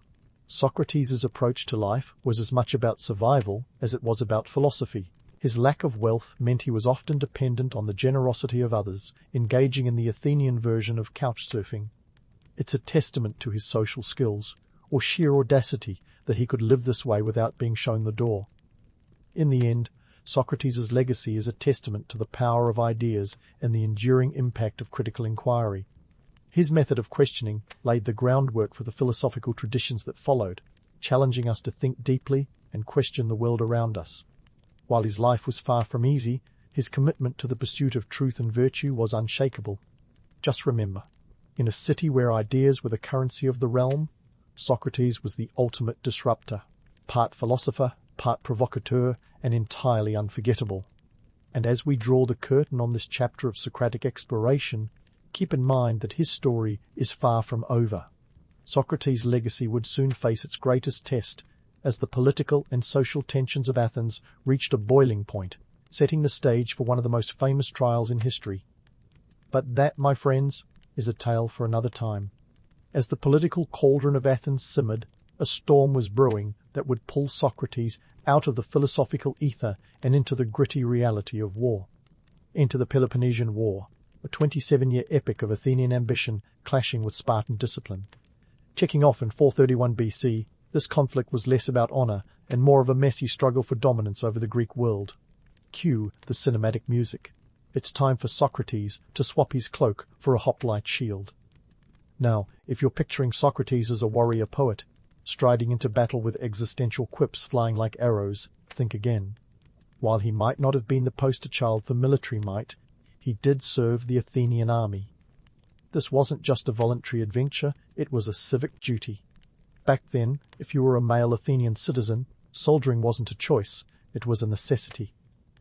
Imagine being drafted into this ancient real-life version of Call of Duty, where the stakes were higher and the graphics painfully realistic. Socrates found himself in the thick of it during the siege of Potidæa, a conflict where the Athenians were trying to put a chokehold on a rebellious ally. This wasn't a Sunday picnic. It was a grueling affair that tested the mettle of even the hardiest Athenians. Here, Socrates showed a surprising side of himself. He was a man of courage. Accounts tell us that he saved the life of Alcibiades, his student and one of Athens' most charismatic and controversial figures. Talk about a mentor going above and beyond. Imagine earning a reputation for bravery in a war that was less about noble causes and more a grim testament to human folly. But what drove Socrates to such valor? Was it a latent warrior spirit, or simply his philosophical principles manifesting on the battlefield? Maybe it was both. While the academic in him might have found the chaos of war distasteful, the philosopher saw it as a stage to act out his beliefs. Consider this. Not only did he endure the physical hardships of battle, but he did so with an indifference to the creature comforts that others craved. Legend has it that Socrates could endure hunger, cold, and fatigue better than most. He was the original Stoic hipster, opting out of mainstream needs long before it was cool. Yet, let's not romanticize his austerity as some kind of virtuous poverty. Socrates' indifference to wealth wasn't born of disdain alone, it was also a practical necessity. Living in a society where economic disparity was as clear as the Athenian sky, Socrates simply played the hand he was dealt. He wasn't about to lose sleep over money he didn't have. Unless, of course, someone questioned his ideas about money, then he might lose sleep for entirely different reasons. This brings us to the curious case of Socrates' material comfort or lack thereof. While the stories paint him as a philosophical monk wandering barefoot in contemplation, the reality was far more nuanced. Yes, he lived simply, but let's not pretend he was above enjoying the occasional symposium or leveraging his social circle. In fact, his connections often kept him afloat, a testament to his undeniable charm and intellectual prowess. So, did Socrates truly eschew wealth, or did he just redefine it? To him, wealth wasn't about gold or property, it was about the richness of thought and the value of a virtuous life. In a city where the agora buzzed with traders and merchants, Socrates stood as a living critique of consumer culture. He was the guy at the party who'd rather discuss the essence of happiness than debate the price of olives. But let's not kid ourselves about the allure of his persona. The image of Socrates as a rugged ascetic didn't just bolster his philosophical brand, it turned him into a countercultural icon. He was the original minimalist, challenging Athenians to question what made life truly worthwhile. And if you think this didn't rile people up, you'd be wrong. In a world where status was often measured by the size of your symposium couch, Socrates' stripped-down lifestyle was both a provocation and a puzzle. The Peloponnesian War, with its endless cycle of battles and truces, brought Athens to its knees economically and morally. As the city reeled from defeat and disease, Socrates remained a steadfast presence, questioning the very fabric of Athenian society. His experiences on the battlefield only sharpened his critique of Athenian politics and ethics. He saw firsthand the consequences of unchecked ambition and the folly of leaders who mistook hubris for strategy.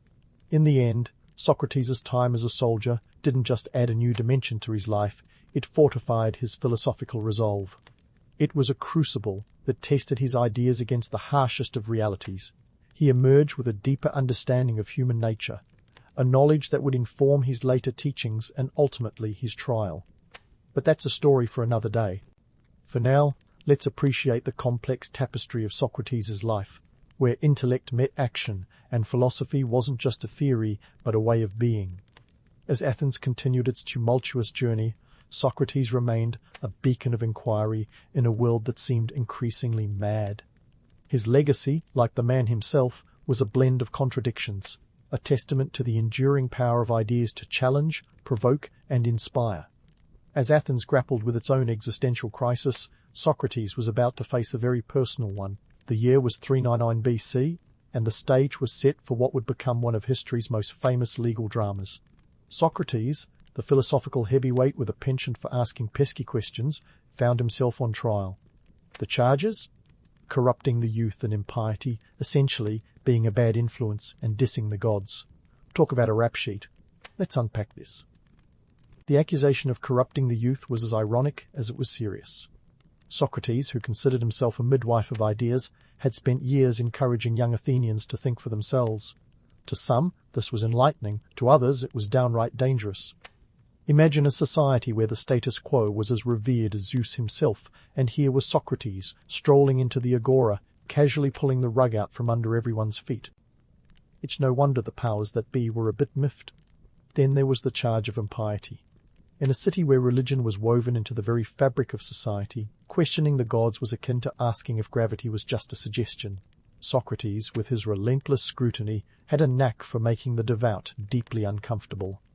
He didn't just question the gods, he questioned the nature of piety and virtue themselves.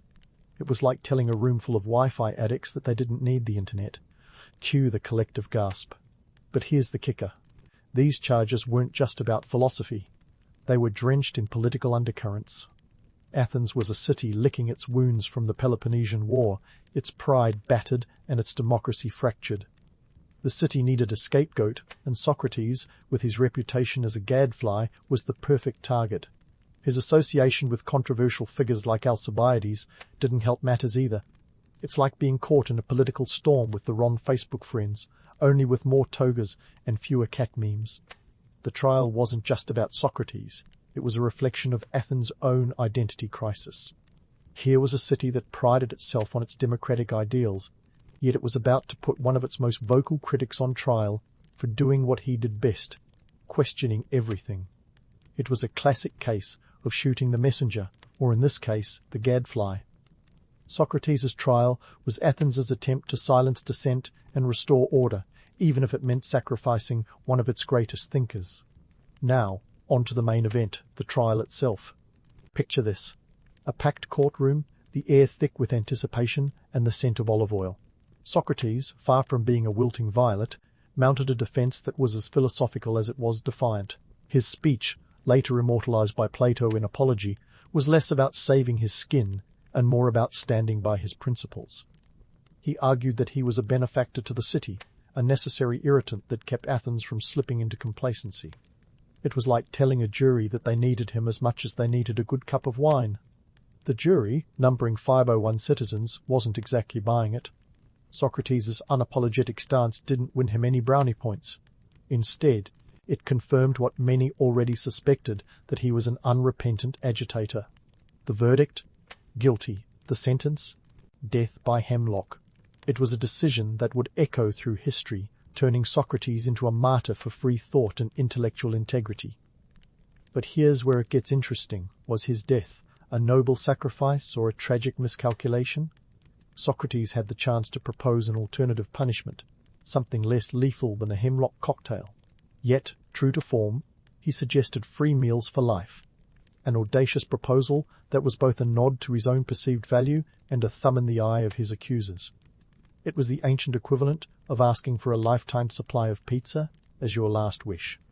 Socrates' refusal to flee Athens or recant his beliefs speaks volumes about his character. He was a man who valued truth above all else, even his own life. In a world where self-preservation was the ultimate goal, Socrates' commitment to his ideals was both admirable and bewildering. His death wasn't just a personal tragedy, it was a philosophical statement. It was as if he was saying, "I would rather die than live in a world where questioning is a crime." Yet, let's not romanticize his death as a purely noble act. There's a school of thought that suggests Socrates miscalculated the severity of the situation. Perhaps he underestimated the resolve of his accusers or overestimated the power of his rhetoric. In his pursuit of philosophical purity, he might have overlooked the very real consequences of his defiance. It's a sobering reminder that even the wisest among us can be blinded by their own ideals. Socrates' trial and execution weren't just a turning point for Athens, they were a turning point for Western philosophy. His death sparked a wave of reflection and debate, inspiring his followers to carry on his legacy. Plato, in particular, took up the mantle, ensuring that Socrates' ideas would live on long after the hemlock had done its work. Through Plato's dialogues, Socrates' voice continued to challenge and provoke, a testament to the enduring power of ideas. So, what can we take away from this ancient courtroom drama? Socrates' trial was a clash between the ideals of free thought and the harsh realities of political expediency. It was a moment that laid bare the limitations of Athenian democracy, a system that was both groundbreaking and deeply flawed. It's a reminder that the freedom to question is both a privilege and a responsibility, one that comes with its own set of challenges and risks. As we ponder the fate of Socrates, let's not forget the society that condemned him. Athens, for all its democratic ideals, was a city in turmoil, struggling to reconcile its past glories with its present realities. Socrates' trial was a reflection of that struggle, a moment when the city chose security over scrutiny, conformity over courage. It's a decision that echoes through the ages, a cautionary tale of the dangers of silencing dissent. But don't close the book just yet. Socrates' story isn't over, and its impact is far from finished. His death was not the end, but a beginning, a catalyst for philosophical exploration that would shape the course of Western thought. In the next chapter, we'll explore how his legacy lived on, challenging generations to think deeply and question boldly. Because if there's one thing Socrates taught us, it's that the search for truth is a journey, not a destination. Stay tuned, because the adventure is just getting started. As Socrates' legacy took root, it spread like philosophical wildfire, igniting the minds of his students and eventually the whole of Western thought. His death wasn't just the end of a life, but the beginning of an intellectual revolution. Enter Plato, the diligent disciple who took on the Herculean task of preserving Socrates' teachings. Think of Plato as both Socratic biographer and mythmaker, writing dialogues that immortalized his mentor through works like The Republic and Phaedo. Plato painted Socrates as the ultimate seeker of truth, a character almost too noble for this world of togas and tyrants. Yet, let's not pretend Plato was just a passive scribe. He had his own philosophical agenda, and he sculpted Socrates' legacy to reflect it. This Socratic image, though compelling, was a Plato-filtered version, like an ancient Instagram shot that makes your breakfast look like a masterpiece. While we owe much of our understanding of Socrates to Plato, we must also acknowledge that it's a curated view, polished and sometimes exaggerated for dramatic effect. For instance, the infamous Apology is as much a literary masterpiece as it is a historical account. Plato's Socrates is both hero and martyr, standing firm against the tide of ignorance, a figure who inspires but also invites skepticism about the fidelity of his portrayal. Plato wasn't alone in his efforts. Another student, Xenophon, provided a different perspective, portraying Socrates as more down-to-earth, less the intellectual rock star and more the practical thinker. Xenophon's Memorabilia and Apology offer a counter-narrative, one where Socrates is depicted as relatable, even a bit mundane. It's like comparing a blockbuster film to an indie documentary. Both have their merits, but they tell different stories. Through these writings, Socrates' image transformed into a philosophical Rorschach test, interpreted differently by each thinker who encountered it. As the centuries rolled on, Socrates' legacy became a cornerstone of Western philosophy. The Romans, always keen to borrow from the Greeks, picked up on his ideas. Cicero and Seneca admired his commitment to virtue and the examined life, injecting a bit of Socratic wisdom into the Roman discourse. Fast forward to the Renaissance, and Socrates was hailed as a symbol of the intellectual rebirth, a sage whose methods were as fresh as the morning breeze over the Aegean. Yet, the romanticizing didn't stop there. By the time we hit the Enlightenment, Socrates was practically a philosophical superhero, his life the subject of countless debates and interpretations. Thinkers like Voltaire and Rousseau saw him as a beacon of reason in an age of superstition. His method, the Socratic questioning, was embraced as a tool for enlightenment, a way to cut through the fog of ignorance and reveal the clear skies of truth. But amid all this admiration, let's not forget the harsher realities behind the myths. Socrates wasn't universally loved in his own time. Many Athenians saw him as an agitator, a man whose questions were as annoying as a mosquito at a summer picnic. His trial and execution were as much about politics as they were about philosophy. A grim reminder that even the brightest minds can be dimmed by the machinations of power. Athens, a city that prided itself on democracy, had revealed its Achilles heel, the tendency to silence those who dared to question its ideals. Economically, the Athens of Socrates' time was a city of contrasts. It was a hub of trade and culture, yet its prosperity was built on a foundation of inequality. The wealth gap was as wide as the Gulf of Corinth, with the rich living in opulence while the poor scraped by. Socrates, with his disdain for material wealth, stood as a critique of this disparity, his life a statement against the excesses of the Athenian elite. For him, the pursuit of virtue was more valuable than any treasure trove, a notion that resonated with some but irked those who saw wealth as the ultimate measure of success. The Socratic call to know thyself has echoed through the ages, challenging each generation to look inward and question the status quo. But do we truly embrace this call, or do we merely play lip service to it? In today's world, where self-help books and motivational memes abound, the idea of self-examination is often romanticized, but rarely practiced with the rigor Socrates intended. We live in an age where information is abundant, yet wisdom seems scarce. Socrates' method of questioning, his relentless pursuit of truth, remains a powerful tool, but it requires the courage to confront uncomfortable truths and the patience to unravel the complexities of our own ignorance. It's easy to idolize Socrates as the quintessential philosopher, the wise old sage who dared to question the world. But his legacy, like all legacies, is a tapestry of contradictions. He was both admired and reviled, a figure whose life was as much a product of his time as it was a challenge to it. His story reminds us that the pursuit of truth is fraught with obstacles, that the path to knowledge is paved with uncertainty and doubt.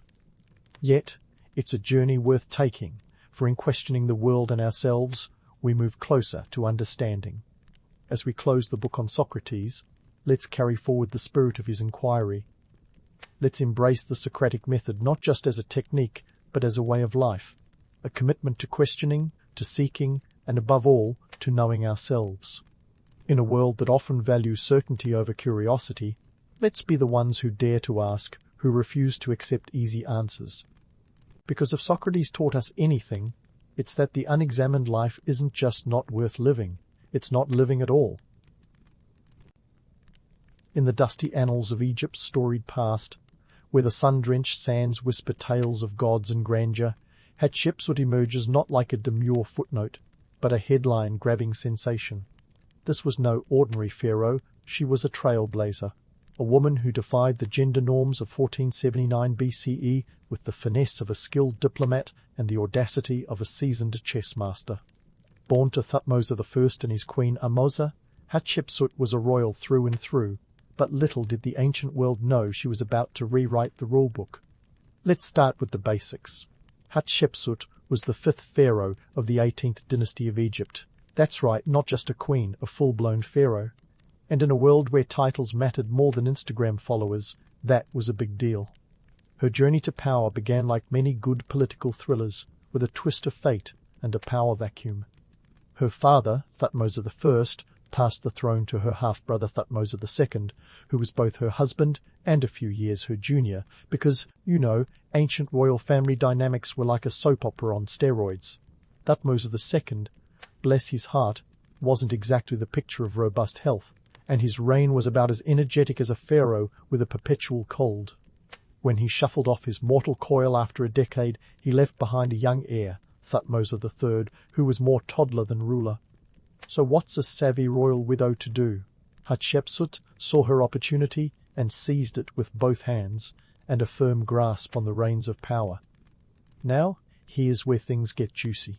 In a society that typically viewed women as second-class citizens, Hatshepsut didn't just want to be a regent holding down the fort until Thutmose III could grow a respectable beard. Oh no, she had her eyes on the throne itself. And she didn't just sit on it, she owned it.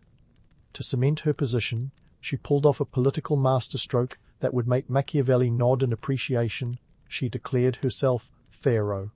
But not just any Pharaoh, she declared herself a female king, a linguistic sleight of hand that managed to bend gender norms without breaking them. Hatshepsut's reign wasn't just a triumph of ambition, it was a lesson in effective propaganda.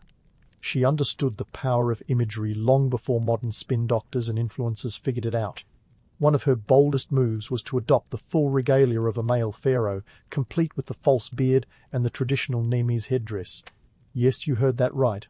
She donned a fake beard and not just any old facial fuzz. We're talking about the iconic chin-strap number that screamed, "I mean business," in hieroglyphics. The visual statement was clear. Hatshepsut was here to rule, not to babysit the throne. But she didn't stop at cross-dressing. Her team of artisans and scribes went on a PR blitz, commissioning statues and reliefs that depicted her as a strong divine ruler, often shown performing tasks typically reserved for male pharaohs. This wasn't just a makeover.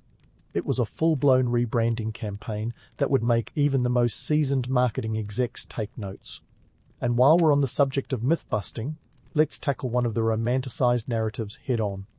Some might have you believe Hatshepsut was purely a power-hungry usurper, but the reality is more nuanced. Her reign was marked by prosperity and peace, a rarity in the ancient world where wars were as common as sandstorms. Under her leadership, Egypt embarked on ambitious building projects, including her own mortuary temple at Deir el-Bahri, a marvel of ancient engineering and aesthetics that still draws gasps today. She also revitalized trade networks, notably the famous expedition to Punt, a land of exotic riches which historians believe might be modern-day Somalia. These ventures weren't just for show. They filled Egypt's coffers with gold, incense and myrrh, boosting the economy and her prestige. But let's not pretend the road to power was all sunshine and lotus flowers. As with any good power play, there was intrigue, and plenty of it. Hatshepsut's ascent to the throne didn't sit well with everyone, particularly the traditionalists who clung to the idea of male rule like a papyrus scroll. Yet she navigated these choppy waters with political acumen that was nothing short of legendary. By the time Thutmose III was old enough to rule, he may have been the king in name, but Hatshepsut had already etched her legacy into the bedrock of Egyptian history. So there you have it, Hatshepsut, the pharaoh who turned gender norms on their head with a fake beard and a real crown. Her reign, a tantalizing mix of ambition and innovation, left an indelible mark on ancient Egypt, a testament to what a little audacity and a lot of political savvy can achieve. And as we delve deeper into her life and achievements, remember, history might be written by the victors, but it's the audacious who make it worth reading. And so, just like that, Hatshepsut had firmly planted herself on the throne, leaving a legacy as bold as the eyeliner on a pharaoh's tomb painting. But enough about crowns and cross-dressing, let's dive into her economic genius, which was as vibrant as the Nile at high flood. Hatshepsut wasn't content with just sitting pretty on the throne. She was a savvy economic strategist who understood that a prosperous reign was about more than just keeping the peace and looking good in statues. Enter the famous trading expedition to Punt, a venture that would make modern-day economists nod in approval and ancient merchants weep with envy. Now, before you get carried away by the romanticized notion of Punt as some kind of ancient El Dorado, let's set the record straight. Punt, the so-called land of the gods, cue the dramatic music, was less a mystical paradise and more a region that modern historians guess could be anywhere from Eritrea to Somalia. Think of it as the ancient world's version of a Where's Waldo map, but with more incense and fewer striped shirts. What we do know is that this wasn't just a stroll down the Nile, it was a perilous journey that required meticulous planning and a fleet of ships that rivaled a small navy. Organizing an expedition to Punt was no small feat. It was like planning a royal wedding, but instead of seating arrangements, you were dealing with logistics that included everything from shipbuilding to crew management. Hatshepsut's fleet reportedly consisted of 5 ships, each about 70 feet long, and crewed by 100 or so men. These were no ordinary vessels. They were built for the high seas, ready to brave the treacherous waters of the Red Sea and beyond. And here's a fun fact. The journey to Punt was about 1,200 miles, give or take a few sand dunes. The goods acquired from Punt were the stuff of ancient legend: gold, ebony, ivory, and the pièce de résistance, myrrh trees. Yes, actual live trees. Imagine the sight of these towering ships returning home, not just with treasures, but with entire trees lashed to their decks. It's like coming back from a road trip with a souvenir cactus, only this one's worth its weight in gold. And speaking of gold, Hatshepsut's trade mission wasn't just about acquiring flashy baubles, it was about securing resources that fueled Egypt's economy. The incense and myrrh were critical for religious rituals, making priests as happy as hippos in the Nile. Now, let's talk economic impact. This trade expedition was a masterstroke of economic diplomacy. By securing these exotic goods, Hatshepsut wasn't just filling Egypt's coffers, she was also cementing its status as a major player on the ancient world stage. Think of it as an ancient version of a G7 summit, but with more hieroglyphs and fewer PowerPoint presentations. It's said that the tribute and trade goods brought back from Punt helped finance Hatshepsut's ambitious building projects, including her famed mortuary temple at Deir el-Bahri. So, while the priests were busy burning incense, Hatshepsut was busy building her legacy in stone. But let's not sugarcoat it. Organizing such a trade mission was as gritty as ancient life got. Forget the romanticized tales of traders basking in the Puntian sun. The reality was more akin to an episode of Survivor, minus the cameras, and with more scorpions. Navigating the Red Sea was no picnic either. It was a perilous endeavor that required seasoned sailors and a healthy dose of luck. Yet Hatshepsut's team pulled it off, proving that ancient Egyptians were not just pyramid builders, but also master mariners and savvy traders. In the end, the expedition to Punt wasn't just about exotic goods and economic gain, it was a testament to Hatshepsut's vision and her ability to execute complex plans. She understood that wealth wasn't just about what you had, but what you could acquire, and she acquired a lot. By extending Egypt's reach beyond its borders, she ensured that her reign was marked not just by peace and prosperity, but by a legacy of trade and innovation.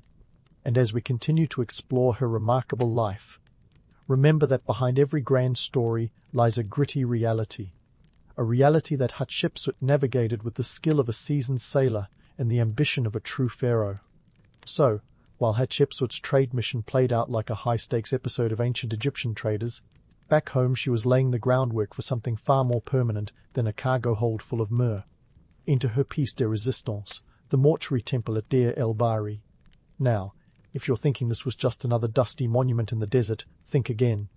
This was the ancient equivalent of building the Burj Khalifa during a sandstorm and with a workforce fueled by barley bread and beer. Let's set the scene. Deir el-Bahri, nestled in the cliffs of the Theban hills, was not just a temple, it was an architectural love letter to the gods, the land, and, oh yes, Hatshepsut herself. This wasn't about humble bragging. It was an all-out symphony in stone. Designed by Senenmut, her trusty architect, and possibly her confidant, or more, but let's not get sidetracked by ancient gossip, the temple was a 3-tiered masterpiece of terraces, ramps, and colonnades. Think of it as the original multi-level marketing scheme, only more divine. Unlike her predecessors who favored the classic pyramid, a shape as ubiquitous in Egypt as selfies at the Sphinx, Hatshepsut went for something more avant-garde. Her temple was carved directly into the limestone cliffs, a decision that wasn't just about aesthetics, but also about making a political statement. While pyramids screamed, "Look at me," Deir el-Bahri whispered seductively, "Behold my legacy." It was a subtle yet profound shift, much like trading a megaphone for a well-crafted sonnet. The temple's grandeur was not just for show, it was also a testament to organizational genius. Let's talk numbers for a moment. This project required thousands of workers, a logistical feat that would make modern project managers break into a cold sweat. These labourers were not slaves, as often misrepresented, but skilled craftsmen and workers who were sustained by a diet of bread, onions, and beer, a trifecta that kept the ancient world spinning. It's estimated that the construction took about 15 years, a blink in geological time, but a significant chunk of Hatshepsut's reign. And here's where we debunk another myth. Ancient construction techniques were not as primitive as you might think. Forget the idea of bumbling stone movers. These folks were the original civil engineers. They utilized ramps, levers, and sheer tenacity to haul massive stone blocks into place. The stones themselves were quarried from local sites, some transported from as far as 100 miles away, a testament to their determination and a logistics operation that would give FedEx a run for its money. But the temple was more than just an architectural wonder. It was a political power play in limestone. Hatshepsut knew that to rule effectively, she needed to secure her legacy both in this life and the next. The temple was designed to honor Amun, the chief god, and align Hatshepsut with divine favor, a sort of celestial endorsement deal. The walls were adorned with reliefs depicting her divine birth and her expeditions, a visual narrative that reinforced her legitimacy and divine right to rule. It was propaganda with a chisel, crafting a story as enduring as the stone it was etched into. Yet, the temple also served a practical purpose. It was a hub of economic activity, drawing pilgrims and traders, much like a bustling ancient Times Square, but with more sand and fewer neon lights. This influx of people and resources further bolstered her economic strategy, creating a ripple effect that strengthened her reign. Hatshepsut wasn't just building a temple, she was constructing a legacy, one brick at a time. Now, let's take a moment to compare her accomplishments to those of her predecessors. While earlier pharaohs focused on the imposing height of pyramids, Hatshepsut prioritized complexity and subtlety. Her architectural style was less about reaching the heavens physically, and more about creating a divine narrative on earth. This shift represented a nuanced understanding of power. After all, true influence often lies in the stories we leave behind, not just the heights we reach. And speaking of influence, Hatshepsut's temple set a new standard for architectural ambition, inspiring future pharaohs to think beyond the simple pyramid. Her nephew and successor, Thutmose III, although he tried to erase her from history, couldn't deny the blueprint she left for monumental architecture. It's the kind of irony that would make the ancient gods chuckle over a goblet of barley beer. In the grand tapestry of history, Hatshepsut's temple is a reminder that legacy is as much about vision as it is about stone. Her architectural achievements were a blend of artistry and politics, a testament to her ingenuity and desire to etch her name into the annals of history with the precision of a master sculptor. So as the sun sets over Deir el-Bahri, casting long shadows across the desert, remember this: Hatshepsut's reign wasn't just about breaking the mold, it was about redefining what it meant to rule, one stone at a time. And, of course, as she carved her mark into history, she made sure it was a mark that would be hard to ignore or erase. As the sun set over Deir el-Bahri, casting long shadows across the desert, it seemed as if Hatshepsut's legacy was carved into eternity itself. But, dear listeners, history has a funny way of playing tricks on even the most indelible legacies. Enter Thutmose III, Hatshepsut's stepson and successor, who decided that her story needed a serious edit. You see, in the grand soap opera of Egyptian history, this was the plot twist no one saw coming: the Erasure Campaign. So, what drove Thutmose III to embark on this ancient version of extreme makeover historical edition? Picture this: a young man finally getting the keys to the kingdom, only to find his late stepmother's fingerprints all over the place. While Hatshepsut had been a formidable ruler, Thutmose III was no pushover. Known as the Napoleon of ancient Egypt, his military campaigns expanded the empire to its greatest territorial extent, covering everything from modern-day Syria to Sudan. For a guy with a military record like that, the monuments and inscriptions bearing Hatshepsut's name must have felt like a constant reminder of his long wait in the wings. Cue the chisels. Thutmose III, determined to make his mark as the rightful ruler, ordered a systematic removal of Hatshepsut's name from the records. Her images were defaced, her cartouches were scratched out, and her statues were toppled. It was as if he decided to play a game of historical whack-a-mole, and Hatshepsut was the mole. But why the need for such drastic measures? Some historians speculate that it wasn't personal malice, but a calculated move to reinforce the patrilineal line. A PR move to ensure future pharaohs wouldn't entertain any ideas about women rulers. He wanted to restore the status quo, where the pharaoh's throne was a boys-only club. Now, here's where the irony kicks in. Despite Thutmose III's best efforts to scrub her from history, Hatshepsut's legacy proved more resilient than a mummy's curse. Fast forward a few millennia, and modern archaeologists, armed with brushes and more patience than a cat waiting for dinner, began piecing together her story from the shards of history left behind. Thanks to these intrepid explorers of the past, Hatshepsut's story has been resurrected from the archaeological ashes, proving that you can't keep a good pharaoh down. How did this historical resurrection come about? Enter the 19th century, a time when Egyptomania was sweeping across Europe faster than a Nile flood. Archaeologists, adventurers, and treasure hunters alike were descending on Egypt with a fervor that would make any Black Friday shopper proud. Among them was the rediscovery of the Deir el-Bahri temple complex, where Hatshepsut's name began to resurface, quite literally. It was like uncovering a long-lost epic saga, with each hieroglyph and shattered statue telling tales of her reign. The more they dug, the more they realized that Hatshepsut was no mere footnote. She was the headline. This was no small feat, considering that the pharaohs of old weren't exactly known for their modesty.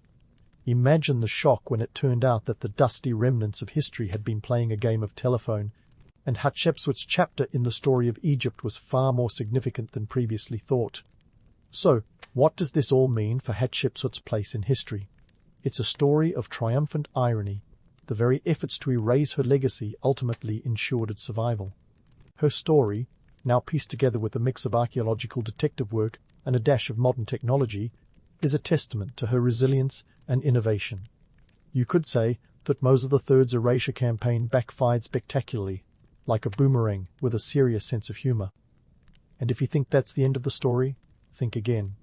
Hatshepsut's legacy continues to captivate and inspire.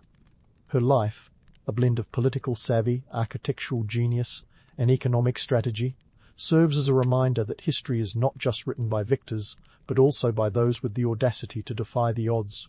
As we unravel more of her tale, remember that behind every chiseled-out cartouche lies a narrative waiting to be reclaimed. So, while the ancients might have tried to blot her out, modern history has ensured that Hatshepsut's name echoes through the ages louder than ever. This is just the beginning of her posthumous comeback tour, and trust me, the encore is bound to be even more fascinating.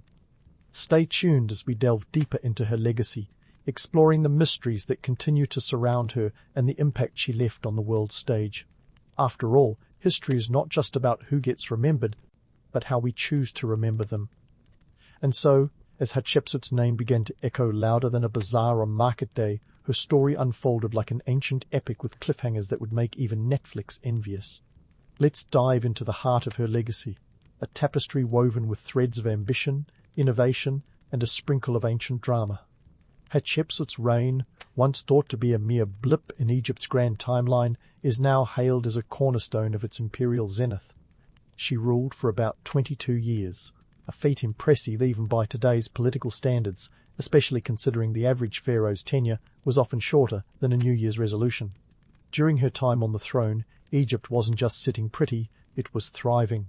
Her focus on trade and infrastructure, like the aforementioned Punt expedition, wasn't just about filling the royal vaults with shiny trinkets, it was about establishing Egypt as a heavyweight in the ancient world, a place where the Nile wasn't the only thing flowing.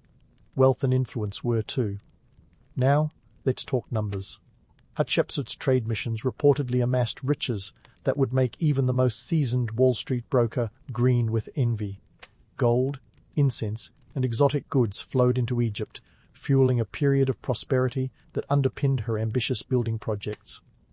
And let's not forget her mortuary temple, a project that not only showcased her architectural prowess, but also her understanding of economic stimulus. By commissioning such grandiose constructions, she wasn't just leaving behind legacy in stone, she was employing thousands, keeping the ancient economy ticking over like a well-oiled shadoof. However, Hatshepsut's real legacy isn't just etched in stone or measured in the height of her obelisks, it's in the way she challenged the status quo. She didn't just redefine what it meant to be a ruler, she rewrote the script for women in power. In a world where female leaders were rarer than a unicorn in a sandstorm, Hatshepsut didn't just shatter the glass ceiling, she ground it into desert dust and turned it into a mosaic. But before we get too swept up in the romance of her reign, let's remember the harsh realities. Hatshepsut's path to power wasn't a leisurely stroll through the gardens of Karnak. It was a tightrope walk across a political landscape fraught with potential pitfalls, where one misstep could have seen her ambitions unceremoniously crushed. Her decision to wear male regalia wasn't just a fashion statement, it was a calculated strategy to assert her authority in a patriarchal society that viewed women in power with the same enthusiasm as a cat views a bath. Fast forward to today, and Hatshepsut's story is more relevant than ever. The challenges she faced echo those encountered by female leaders throughout history. From Cleopatra to Catherine the Great, women who dared to don the mantle of leadership have often been subjected to scrutiny harsher than the midday sun in Luxor. Yet, Hatshepsut's tale reminds us that questioning narratives is essential. It's a call to arms for historians and lay people alike to dig deeper, to question, and to unearth the truths buried beneath layers of bias and myth. As we delve into the annals of history, it's vital to acknowledge that these narratives are often curated by those with vested interests. Thutmose III's erasure campaign serves as a cautionary tale, a reminder that the stories we tell and the legacies we preserve can be as much about a mission as they are about inclusion. But here's the kicker. Despite his best efforts, Hatshepsut's story has endured, a testament to the resilience of truth in the face of erasure. In the grand scheme of things, Hatshepsut's rediscovery is akin to finding a rare artifact buried beneath the sands, a piece of history that challenges our understanding and expands our horizons. Her story continues to captivate scholars, inspiring a new generation of historians, archaeologists, and enthusiasts. It's a narrative that resonates beyond the dusty corridors of academia, reaching into the hearts and minds of those who dare to dream of a world where barriers are not just broken, but obliterated. As we wrap up this journey through Hatshepsut's life, let's take a moment to reflect on the broader implications of her legacy. She wasn't just a ruler, she was a pioneer, a trailblazer who defied the norms and dared to carve her name into history. Her story is a testament to the power of ambition and vision, a reminder that true leadership transcends gender, time, and circumstance.